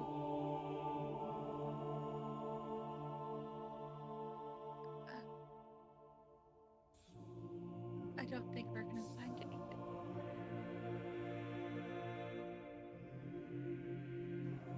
I don't know. You keep going on about Zargo and this, you know, being selfish. I don't, but there's always strings attached. That's why these are here. Followed by pointing out the strings left behind. No, he wasn't selfish. He was just greedy.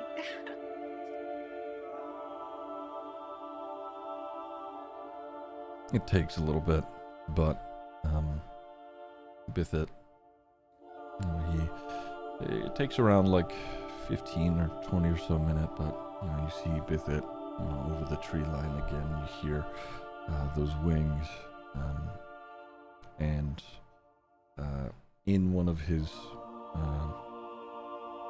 like in the grips of his talons, you see the wagon.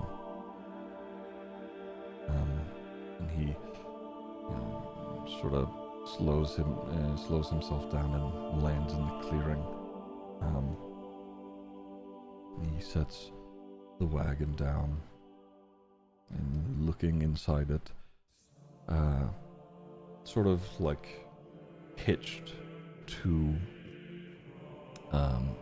like a splintered piece of wood, is Zargo's coat that is torn up. It looks like the cart probably hit the ground pretty hard. And he, you know, as he sets it down, he looks at the rest of you, sort of like straightens his back.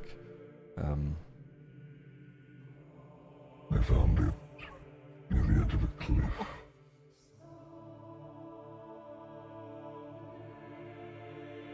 And with that, he sort of reaches up towards his mouth and he picks something small out of his teeth, and he sets it down on the wagon. And I found him at the bottom of it. And it's one of Zargo's antlers.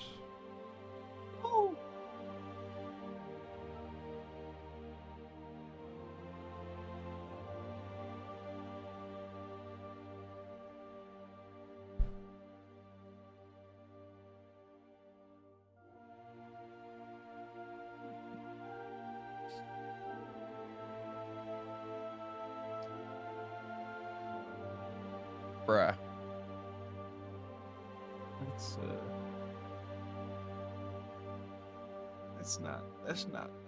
That's not great. That's not too great. He That gave is his not. life to save my father. Oh.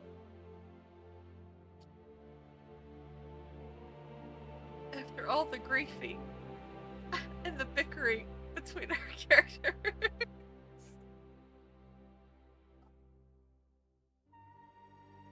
Son of a bitch. That son of a bitch. That is where we're gonna call this week's session. I'm not showing up.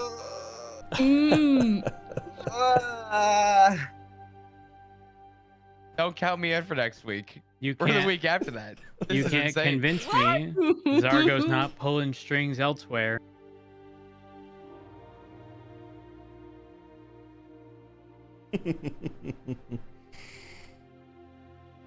I'm boycotting DnD. Fuck you, Sock. That's kind of rude. What the hell? Fuck you. I agree with that. It's okay, guys. Antlers typically shed. Right, Sock? It took every fiber of my being to not just immediately go, See, I know there were animals out here. Look. and the antler was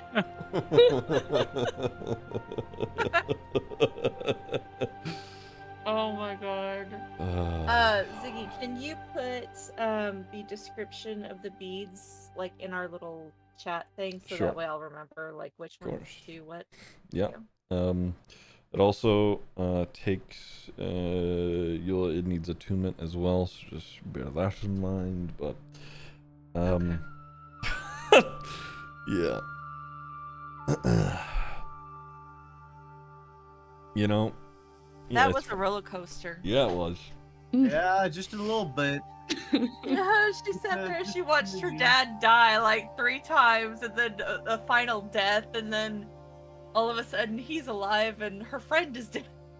The traumatic loss of Tamsin's father, followed by Fimble running over with a bag trying to suffocate the corpse. Yes, trying to Followed by- vacuum seal him. Yeah, that was crazy. Followed by yeah. I think the Yeah. vacuum Her sealing home. made perfect sense, okay? It was a logical Her course of home is action. It was a very burning. logical All the Fimble people course of that action. she grew up with are dead and burning. Oh my gosh. Oh yeah. Yeah. Acton wants out. Smile. Speaking of which, Acton is holding the bag of holding. Mm-hmm. Uh-huh. Oh dear. Sock, you're showing up next week, right? Okay. I'll think about it. That's crazy. He's talking like he doesn't already have a cleric rerolled. Yeah. Good. You know he already has a character planned. He's ready. He's like, yeah, I'm ready. Suck, they're fucking If you- reading you, bro. How are they doing this, man? I don't know. I don't understand. I fucking hate it. God damn it. Oh my god. Oh man. That Yeah. was The that Hey, big was one. Ziggy. rough. Yes. Thanks That for the was- it session, actually but made me cry. fuck you. Man, I second that because you actually made me shed tears. Oh my god.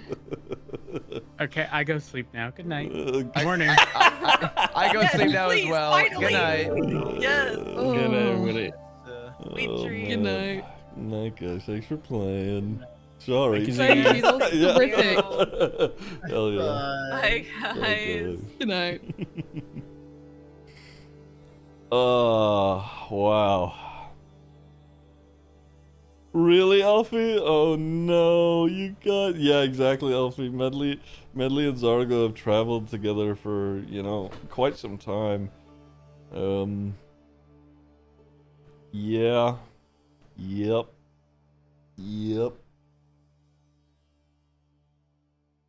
That's, Medley lost her best friend. Medley, you know, I know that Tamsin has had just a lot happen, and the entire group has had just a lot happen, but Medley in particular is finding out about a fox who, you know, we'll see if she decides to elaborate on from her childhood that guy may have went and hunted down. and now Zargo being dead.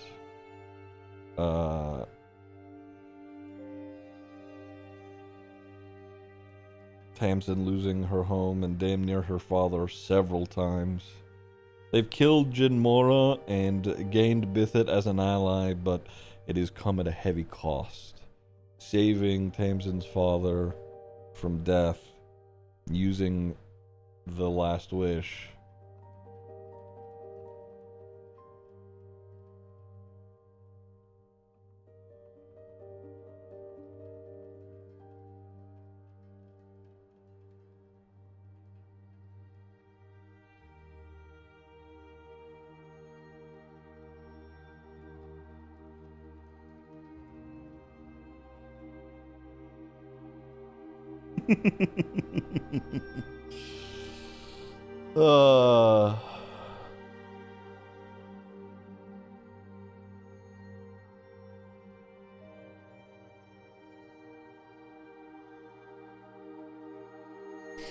Man, that was an intense session.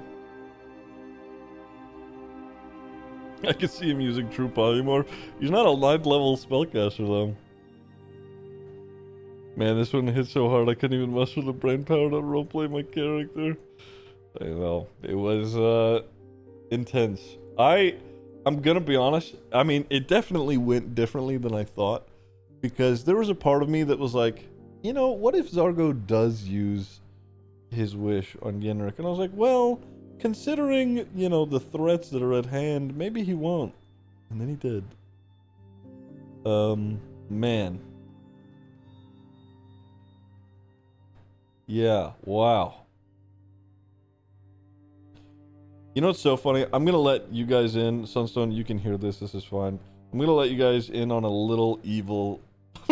a little evil that I was going to do as well.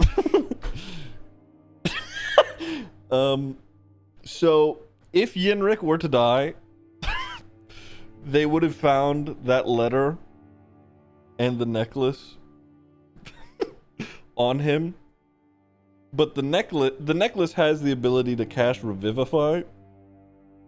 But Revivify, you can only resurrect someone who has died within the last minute.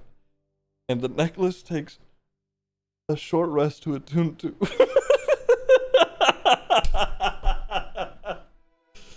Oh. Anyway.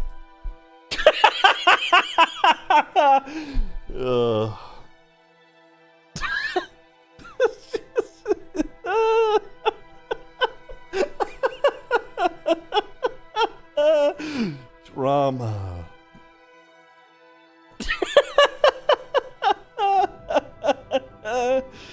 Oh my god. But it's okay. Yenrik, not dead. Well, was dead. Isn't dead anymore. Yeah, exactly. Oh man. Yeah, wow. Heavy session. This is why I love the DM POV the most. Yeah, it's fun. I so badly want to...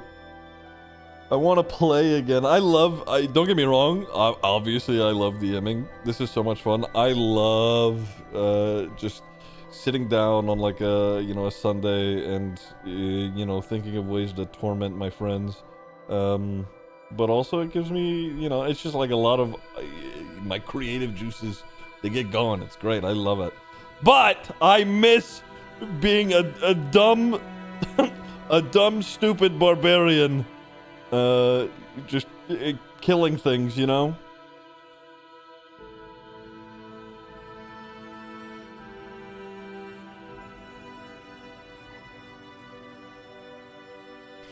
Carly sucks, doesn't want to play with us anymore because he'd rather work and make money. I know. Noctifer stuck at jury duty. Noctifer went home to live happily ever after with his dad, yeah. Does she need to die? Iconic. I sometimes go back and watch that moment because I thought it was so funny. Things Exhumed, but Path of the Giant. I already have my next character laid out. Like, I know Sock may continue on our characters, but I have another character that I want laid out.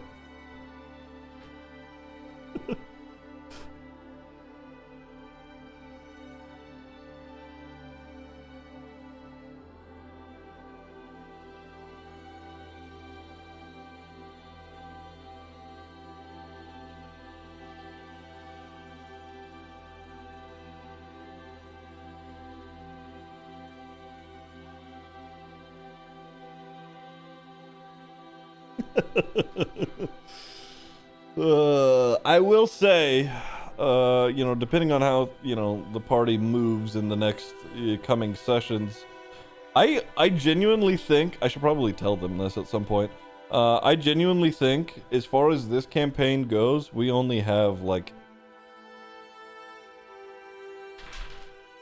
3 or 4 more sessions at most.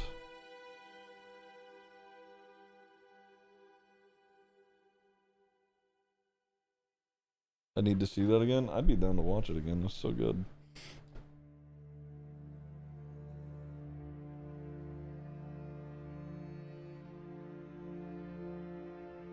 D&D, Cyberpunk D&D game, so bad you have an idea? Yeah. Time for Sock to DM? Yeah. True.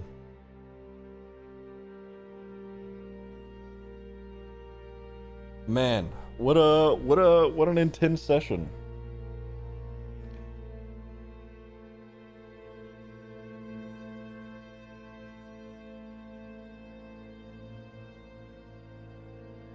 Are you gonna let chat help create an NPC for you? Someone with 0 significance to the story? Sure, we could do that. No, I don't want it to end. I know. I know. Yeah, I mean, it's sorta, you guys have the quarterstaff now. Things, you know, you have Bithit the dragon on your side.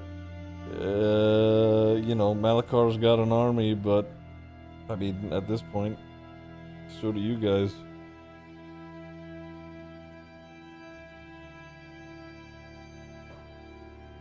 Potentially Cricket, yeah. Mostly Cool Dragon as a friend is badass.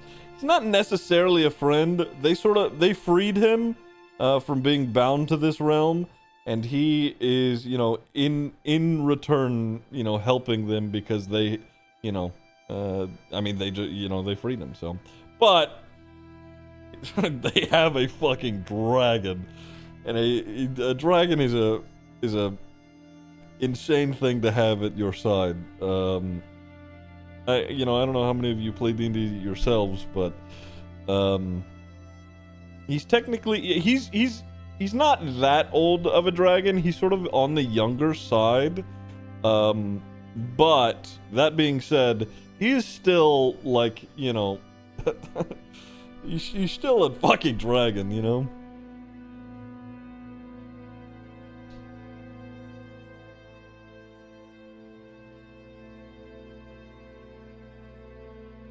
He could have said no for looking to Zargo, and he didn't. I think he has a soft spot. Yeah. It's, you know, these people helped him. You know, he's gonna help them, etc. He is, yeah. I played a Drake and thought it was overpowered. Well, here's the thing with this dragon. He's not a spellcaster. Most dragons, they cast spells. He mostly is literally just like, he is a living shadow that creates more shadows and shades. You know, he's got his teeth and his claws and that breath, but otherwise he's not, you know, he's nothing crazy.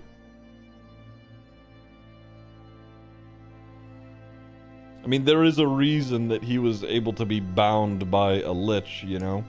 And annoying for him as it may be, a lich is still incredibly powerful. As far as mortals go, he's not so bad, yeah.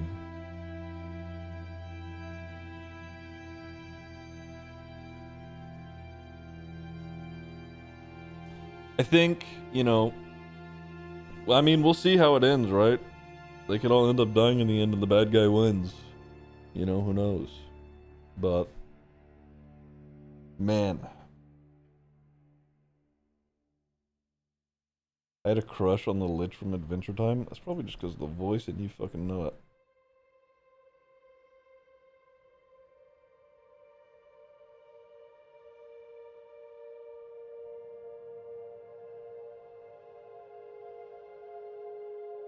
I love him. I get it. I get it.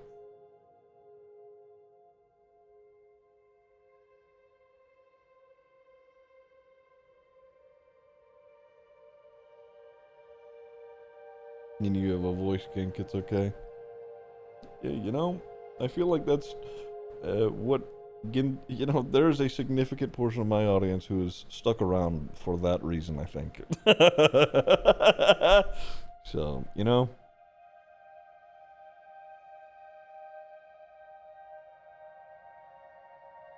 Can't stop hearing epic, dude, I know.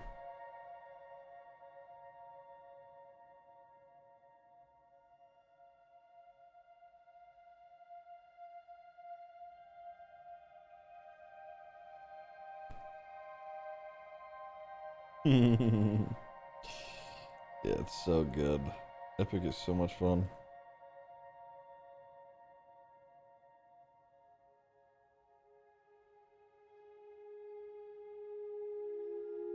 Not like we feel the humidity of chat rise when you play Norman or anything. Yeah. Dude, I love the art for Bithit so much.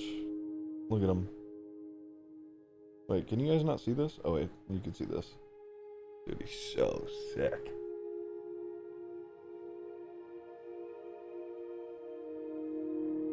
So cool.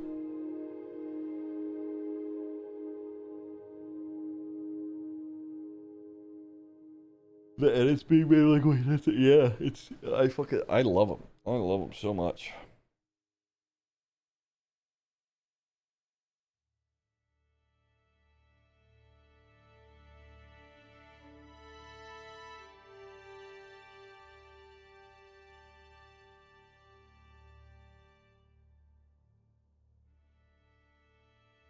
So much aura. What the fuck is this?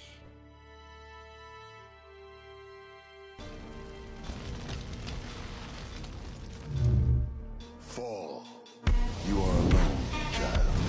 There is only darkness for you, and only death for your people. You are strong, child. But I am beyond strength. Yeah. Yeah, that is pretty sick.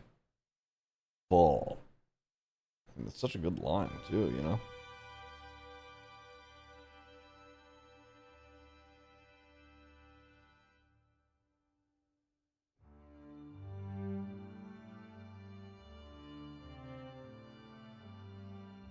I had a song that had nothing to do with Epic the other day, but it had a lyric that was the same, and I was like, oh god, here we go, yeah. Norman wishes he had that much aura. Shut the fuck up.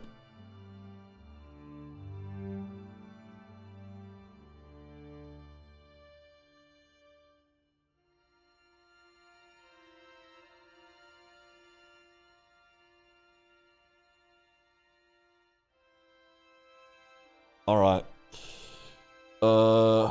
You love Turnus Methanil's voice? Oh, yeah. Oh, yeah. Alright, chat. Love you, dudes. Thank you. What a, man. What a session. What a session. Thank you guys for hanging out. I'm gonna bounce. Has Curvy watched K-pop Demon Hunters? Not yet, but I'm gonna make her watch it. Yeah, I'm gonna make her watch it. Love you, dudes. Thank you guys for hanging out. I will see you tomorrow. What, you guys think no pixel tomorrow? Huh? Thoughts? GTA?